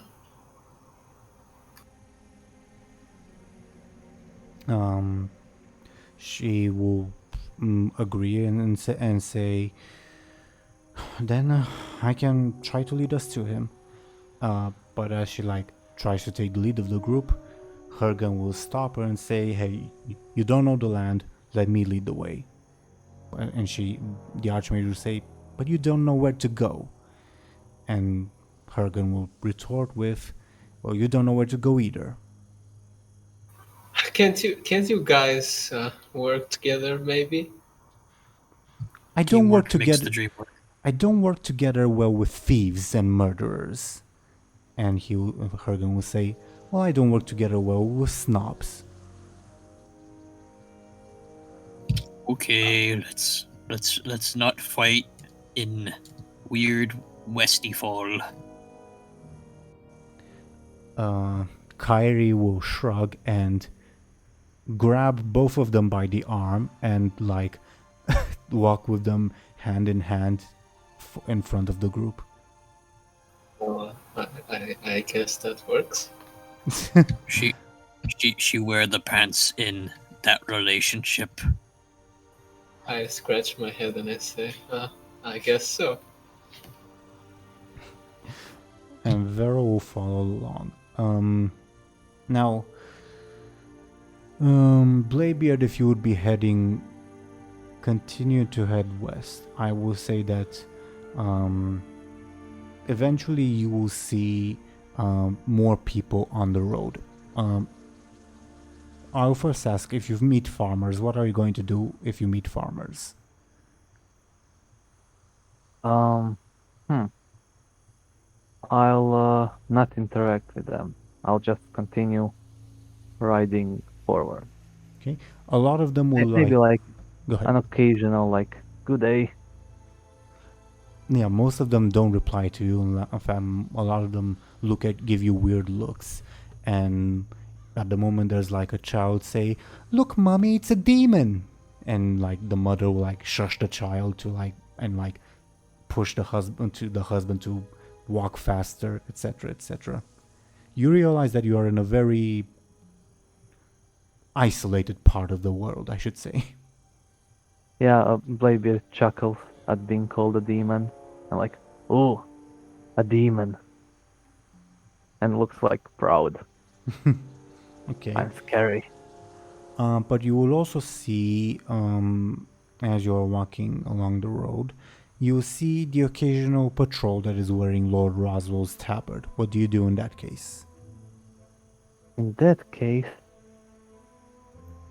Oh man. I guess I could try to ride through the field. But horse doesn't work, really. Yeah, I'll... No, you know what? I'll just, same as with the farmer. I'm just a random adventurer going down the road. Okay. I try to, ignore them and hope that they ignore me. They do give you weird looks, and at one point a guard will say, "Traveler, where do you come from?" Alright, wait. Would it make sense that I'm coming from Thorwind on this road? No, you are heading No. towards Stormwind. Oh, I'm going towards Thorwind. Yeah. Northwest, yeah. Or You're heading yeah. west at the moment, straight west. West. Alright, I tell them that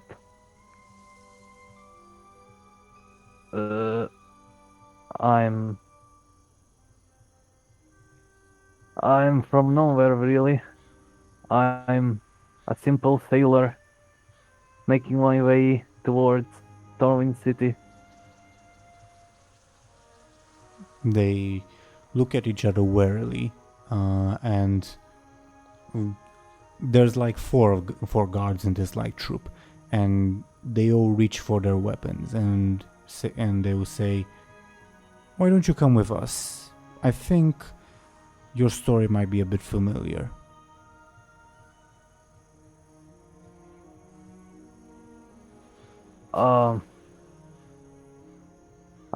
I like realize that they are Lord Roswell.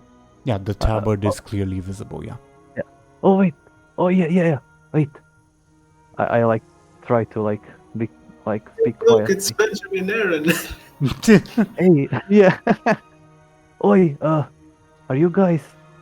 You guys are working for the Lord Roswell, right? Not from around here.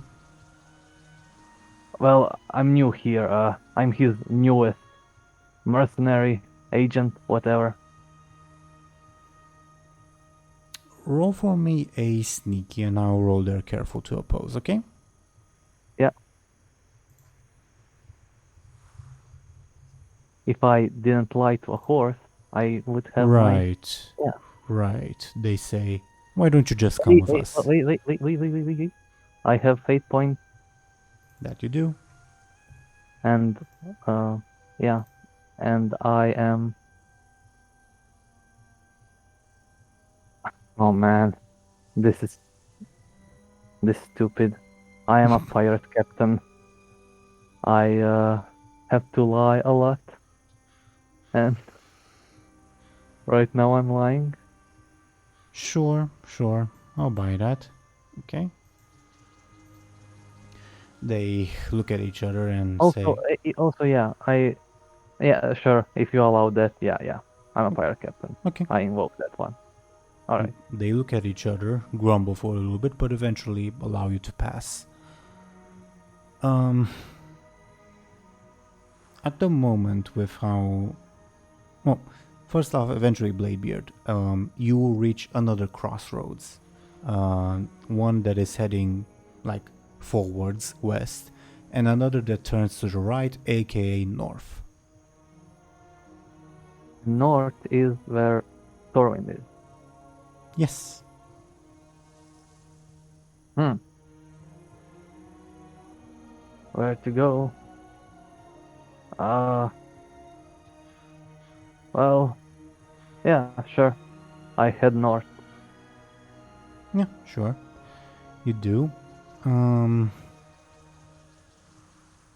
eventually, as like the Archmage and guides you guys, you seem to be like heading. Eventually, Buhd and Benjamin, you were initially heading straight south, but now you're heading like slightly southwest, and now further west.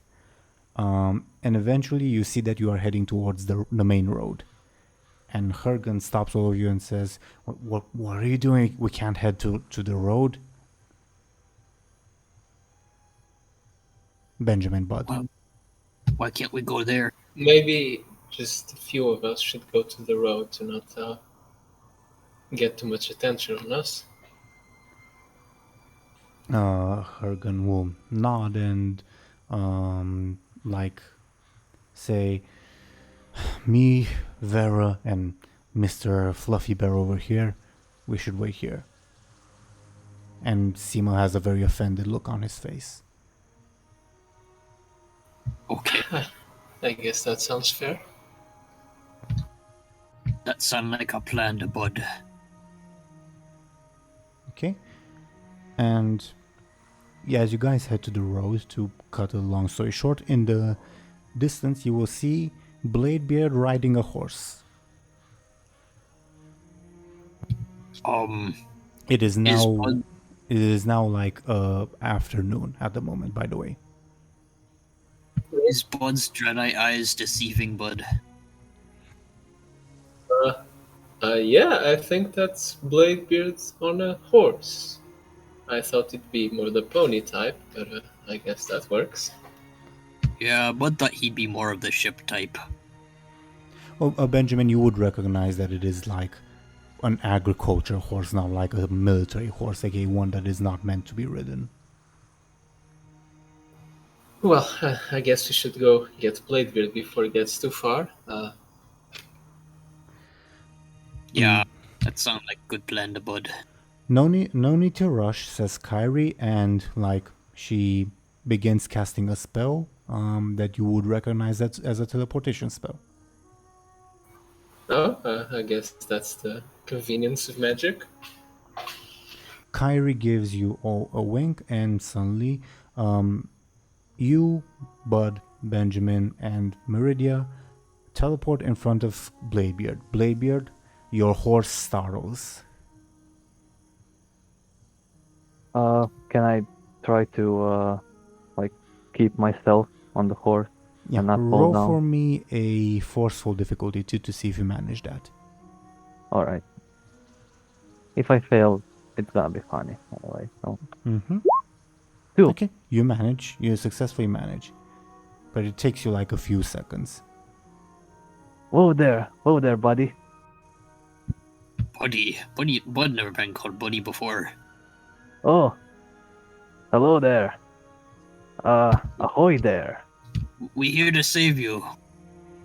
Well, I did your job for you. As you can see, I'm free. Yeah, I think we're confiscating any magical objects you might have, because I don't want to have to travel like half a continent to save you again. Why you do something stupid like that, using magic stone with skulls and heads? Where's Buhd's bag?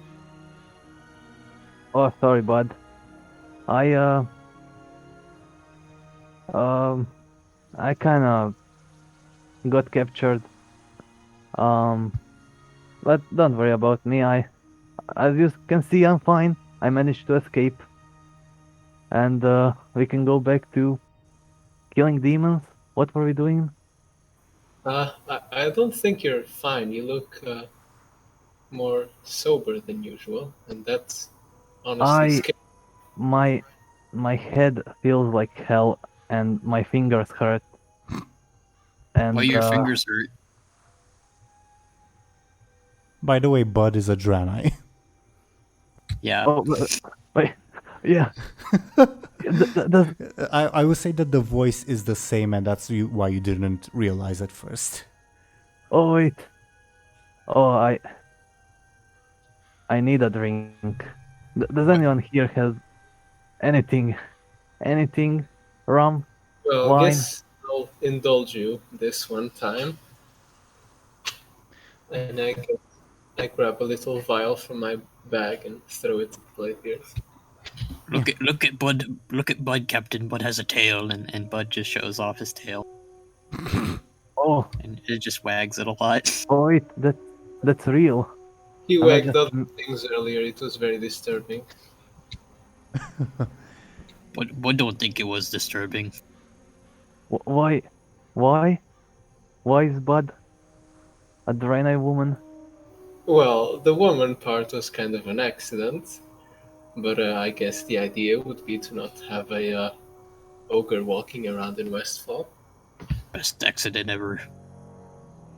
Oh wait, yeah, you came to save me. Yeah, right. I don't know. I'm just sorry, guys. I'm real tired. I just escaped from a tower full of soldiers and guards. Yeah, they're not very good. It sound like to Buhd. Yeah, speaking of that, since should we do anything about Lord Roswell? Maybe wait for Kedgar or something. Well, before that, says Kyrie, Bladebeard, what do you have on your back? Pointing at the staff. Oh, hello there. Who's your new friend, guys? I'm Captain Bladebeard. We have Kyrie Gosa. Kyrie Gosa. May have heard of me. we have a lot of disguises. Ah, yeah. Yeah. I get it. Buhd has best disguise though, and Buhd does a flex. Yeah, I would never recognize it was you. Besides the giant cannon. Yeah, Bud like Bud's giant cannon. Oldest friend. Well, actually, Bladebeard oldest friend. But yeah. Oh, Yeah, I missed you all. And on my back I have a golden magical spear. by the way, Bladebeard and no, not Bladebeard, Benjamin and Bud, do me a favor and roll your Carefo's difficulty 4 to see regarding the staff if you realize something about it.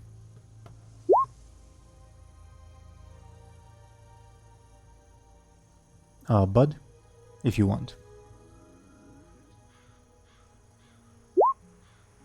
Okay, yeah.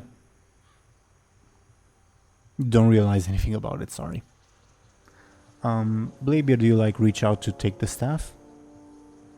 Yeah, I As- take it and show them. I'm still on a horse. I'm above everyone. Yeah, as you do and take it and hold it in your hand, you will see one of your arms, the one where where Lord Roswell's mage placed the mark, your arm is glowing. Oh, shiny. I look at And Kyrie. and before you can react, you sense some teleportation magic near you, and a group of these gentlemen show up, as well as, where is she? This lady that you may be familiar with, and well, and this gentleman as well that probably none of you except Benjamin may know about. And I think it's as good a place as any to end today's session. Yeah, Alright. sure. So what did you guys think of today's episode? Well, Bladebeard escaped. That was very unexpected. Yeah, Yeah, a little I anticlimactic, but No, it was amazing. I escaped twice alone. I made a friend with a horse, and I mean the friending with the horse is the best part. But yeah, I also know. I raided his inventory. Before we were interrupted, I was about to scold you for having time to go find some treasure. I was like, oh yeah, I think it would be funny if I have a chance to escape, but I was like, there's no way I'm going to escape. So let's do something dumb and get captured again, And I escaped and did something dumb, and Well, yeah. I will say you rolled very luckily on a lot of those. yeah, I was Sneaky I was too rolls lucky. were when you crazy. take chances. And by the way, I think we made a big mistake. We were around saying our names next to Bladebeard. Yeah. Yeah. I mean, that's why these people teleported in, to be honest. Even Kyrie slipped up and said she was Kyrie Goes. Oh yeah. Yeah. I think we kind of forgot about the whole recording thing. Oh, Kyrie forgot to? What can I say? Well, she all can turn forgot. the dragon and kill them all, so it's fine. Who knows? Maybe the mage lady is a dragon as well. Who knows at this point? Shrug. I will say that there's more stuff to be found at Lord Roswell's place, obviously, not just these things that Bladebeard has if you ever do return, but yeah. Yeah, there's something on the ground. But yeah, I have a Yeah, the fifth soul god is under Lord Roswell's estate. The pentagram is now complete. What can I say? Also, the stuff that you do have is important too. What can I say? Yeah, I'm really happy with the outcome of this session. Not what I expected, but Yeah, yeah, yeah. Well, we'll see what happens next time. I guess Bladebeard is a master thief. Yeah, as Yeah, he should be. you rolled luckily as hell. What can I say? Yeah,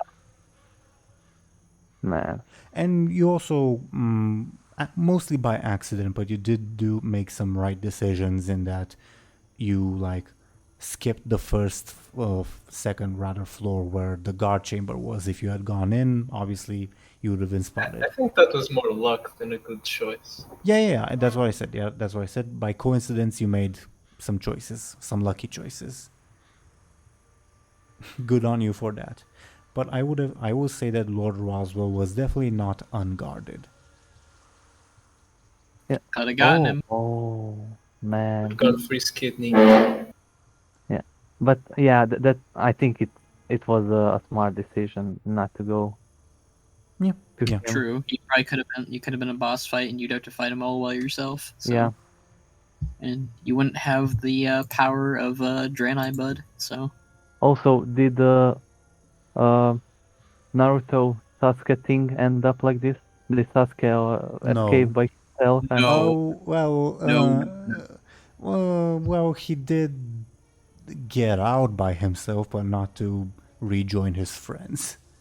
No, he very much he chose power still over friendship. Yeah, and he If any- left. Yeah, If anything, he chose one evil for the next evil. Really. yeah, pretty much. Definitely not going in that direction. Like, if you went to Lord Roswell and then you went to the troll lady, basically, then that would have been you would have been a Sasuke clone. So. well, Yeah, if after escaping Lord Roswell you would have gone, well, my number one priority is not to like reunite with my friends or go to Stormwind or whatever. It's to jump into the sea to find Zulgaga as quickly as possible. That would have been Sasuke. Yeah. By the way, how many guards showed up? Sizable number, like 20. Oh god. Oh, Bud's got a cannon at least. And you Wait, guys, Yellow Dragon. yeah, and the dragon too. No, all we need is a dragon-sized cannon. Lord Roswell is definitely not taking this lightly, and he is very much interested in you guys. He even sent 2 named NPCs after you. What can I say? I mean, obviously. And Bladebeard, I mean, he stole 3 of his artifacts and escaped with no issues. Also, here's your answer if you're wondering why they didn't like teleport to you earlier, by the way. They were hoping you're going to reunite with your friends. Oh, yeah. And I would definitely say Benjamin and Buhd, because you guys failed those careful rolls in the beginning. Yeah, you were definitely spotted in Sentinel Hill. Oh yeah, if I said like when I met with the guards on the road, if I like lied to them like, oh see, Benjamin Aaran, maybe the mage woman would believe that Benjamin Aaran is actually there and would Very teleport. Very possibly.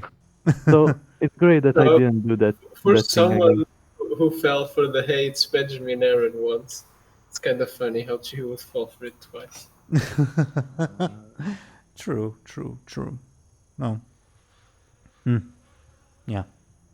Again, like I mentioned, you guys were spotted in Sentinel Hill by Lord Roswell's men, who definitely got word out. What can I say?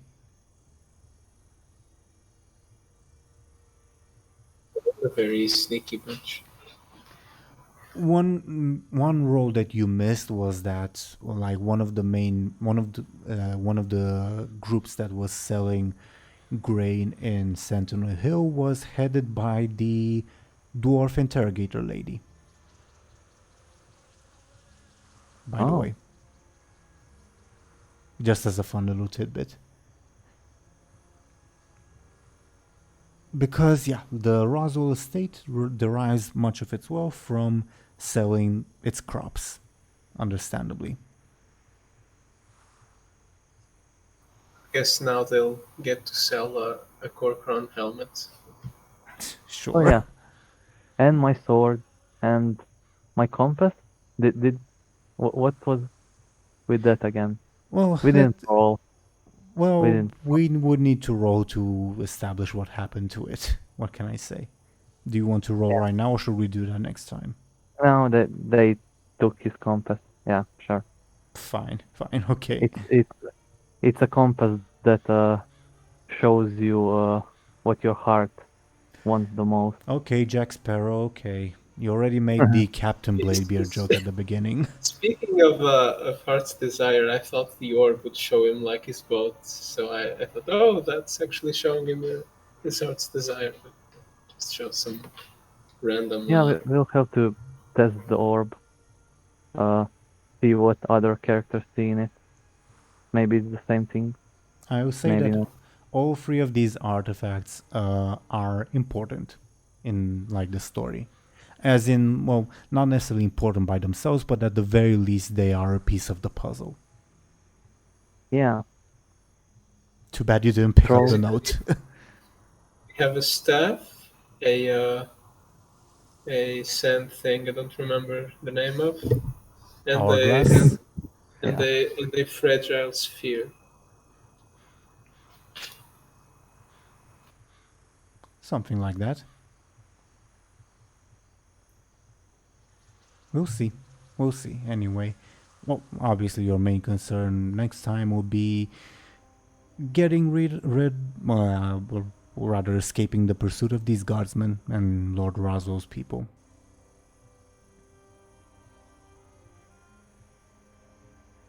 Yeah, that's gonna be fun. We'll probably start next session off with that.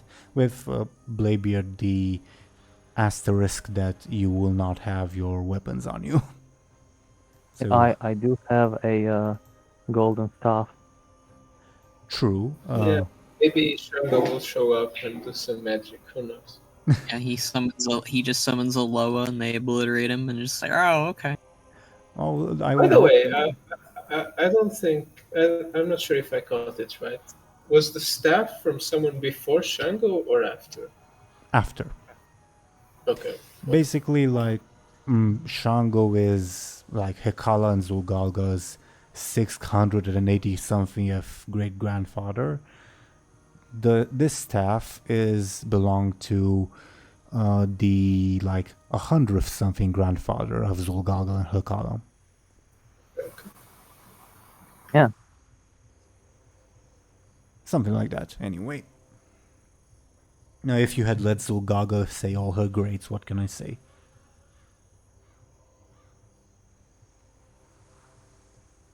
I Yeah. look forward to when the I mean, it's gonna be a while till we get to this episode being machinimated, but that's gonna be Yes. fun. The Buhd stuff, definitely. But yeah. yeah. For the sake of like the end part of when Bladebeard didn't realize that he was talking to Draenei Buhd, I said that you kept your voice, Buhd. So it would definitely be fun to have like the voice actor be an ogre voice in a Draenei body. Did it really stay the same? Didn't we talk back when I turned into a gnome that the voice slightly changed? Yeah, Yeah. slightly, yeah, but like for the sake I of guess go ahead. I guess you could have like his voice slightly feminine. Yeah, Yeah, I something think like it that. could be like keeping the same voice actor but telling them to try to sound like Draenei. Tried to sound like Bud, but also a feminine Bud. Yeah, I guess. And also doing a Russian accent, right? The Draenei. Well, I wouldn't require the accent part because that's part of how you learned languages, not necessarily because of like they have a different anatomy or something, if that makes sense. Yeah.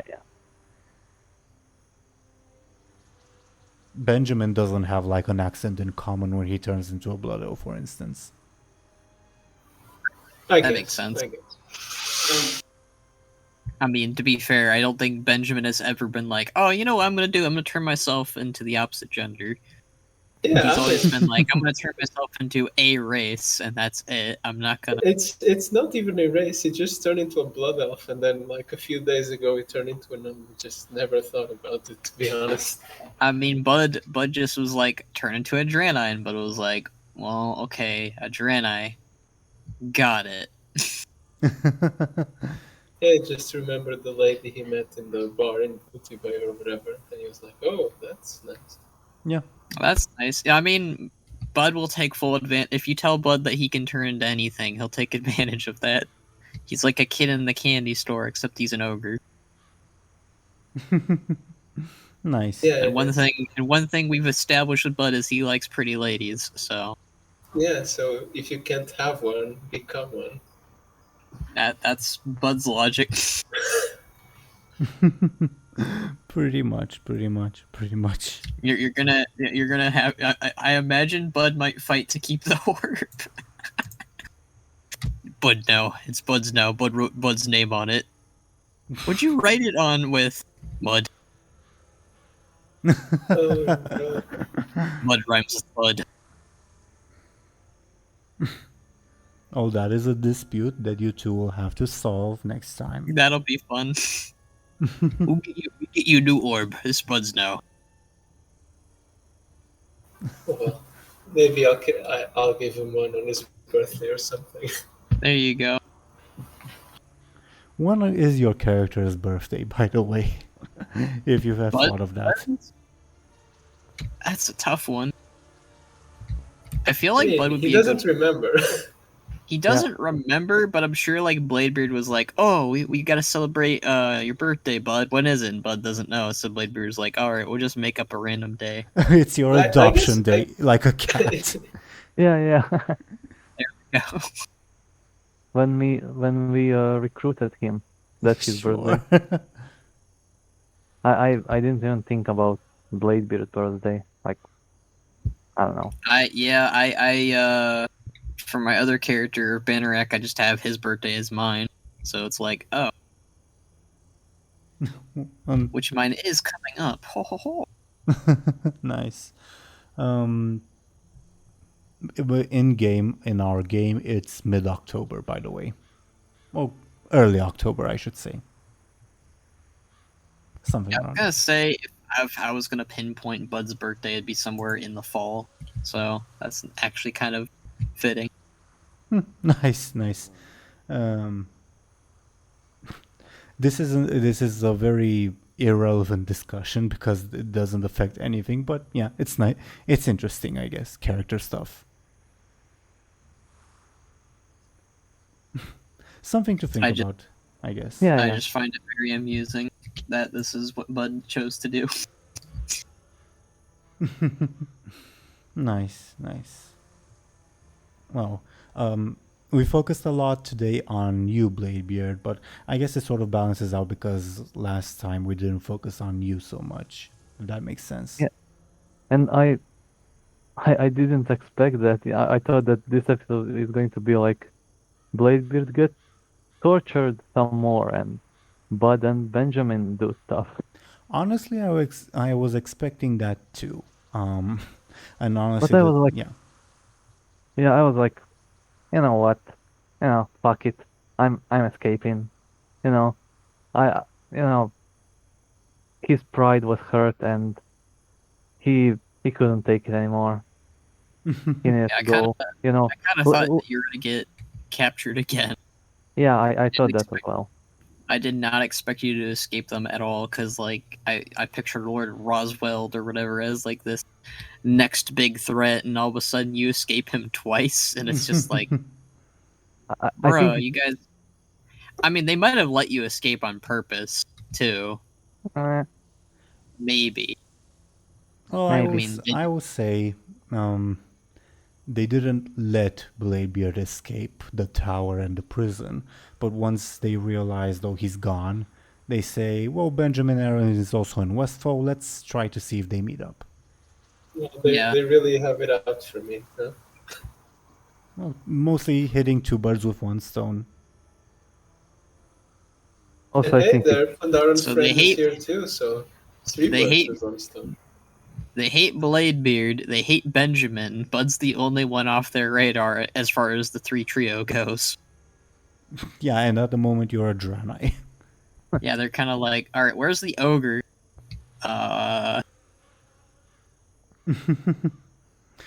Well, yeah, Bladebeard also heard another thing that they are planning. What can I say? yeah, they're going to kidnap Shallan. Quite possibly. Yeah, I kind of figured like if like the happy ending was Bladebeard gets away, then the sad ending is Shallan gets captured, and we still need to go back. That's why we need to kill the mage woman as fast as we can. Yeah, which in mage our woman? 4-hour battle next week. Yeah. Well, I don't think it would take that long, but yeah. At least this particular battle is what I mean. If you then decide to storm Lord Roswell's keep, yeah, sure. That might take a bit. We will see. But they are definitely aware of you guys. Because of the Sentinel Hill thing. We'll see what happens. Again, what I was expecting from this session was what DoomGoblin was expecting, that yeah, he probably won't manage or won't try to escape, and it will be down to Buhd, Benjamin, and the rest of the Avengers, quote unquote. But It's kind of anticlimactic, but also kind of great. As what I funny. said, I was like, I can well, I already think- imagine. I but can already I guess- imagine, like, sorry. I was just gonna say, I guess it subverts expectations for whenever it, happens. Like, oh, he actually escapes. Yeah, we can spend like a whole episode planning like this team and this rescue, and then we just get here and like we plan. That's the beauty of TTRPGs in general. Yeah. I mean, we could have waited for Khadgar, but, And you still can, eventually. Yeah, but now that they heard us mention him, they might take some steps for that. I don't know what. anti-magic fields. I don't think they know about Khadgar because Shallan was like the transmitter and he Oh, wasn't around. I mentioned it before Kyrie interrupted me. I think so, at least. Oh, when you were talking with Bladebeard just now, or? Yeah, I'm pretty sure I mentioned Khadgar. I'll have to check. I don't remember, but you could very well be right. But I mean, she immediately teleported, so if we kill her, it's like she never heard it. Well, I don't know. Just saying. who knows? But yeah, we are going to see next time.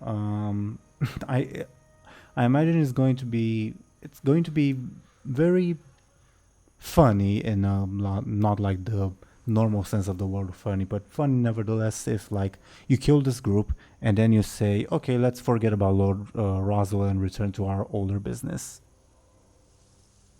I mean, since we're here, we might just take care of it. Yeah, and your NPCs will definitely encourage you to do that. But at the end of the day, it is up to you players. Yeah, Bladebeard agrees. He wants to murder that old fart. So yeah. Well, I think Seema and her can agree with you very much. By the way, Seema and Hergen are not right next to you because you teleported like 200 meters away. So right now it's just Bladebeard, me, Meridia, Buhd, and Kyrie, right? Yep. Okay. We're outnumbered like 4-1, but we have very good. True. Well, we'll see how things go. We'll see. As always. Yeah.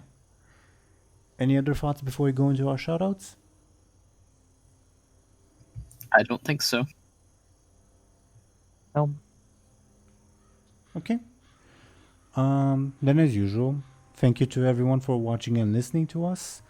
We'll be back next week on Skoll Shorties channel. And as usual, I would like to have our players talk about themselves and promote themselves, etc., etc.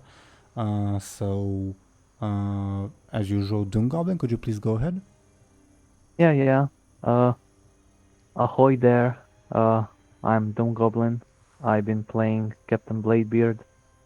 And yeah, this was an awesome session. Unexpected Very one, lucky and one. very lucky one. Yeah, you can check me out on Twitter and other things that I have. And yeah, see you next week. Yeah. His links and everyone else's are both on screen and in the description below, as usual. Next will be Sir Thompshire. Yeah, and I play the now failed Avenger Benjamin Aaran, and you can find me both on YouTube and Twitter as Sir Thompshire. And yeah, I make machinima renders, and that's basically it. Nice. And next will be Skoll. Hello, I played as the enchanting Draenei Buhd in this session, and I do theory videos, lore videos on World of Warcraft. I also do machinima, and you can obviously find me on YouTube's, and you can find me on Twitter. Nice. Okay. And I was your DM Game Master Teeironor. I sometimes do Warcraft lore videos focusing on niche topics. I haven't done that much lately, but nevertheless, you are on my channel, and you feel free to check out my stuff, etc. Yeah. Thank you to everyone for watching and listening to us, and we shall see you next week. Goodbye, everybody. Bye. Yeah.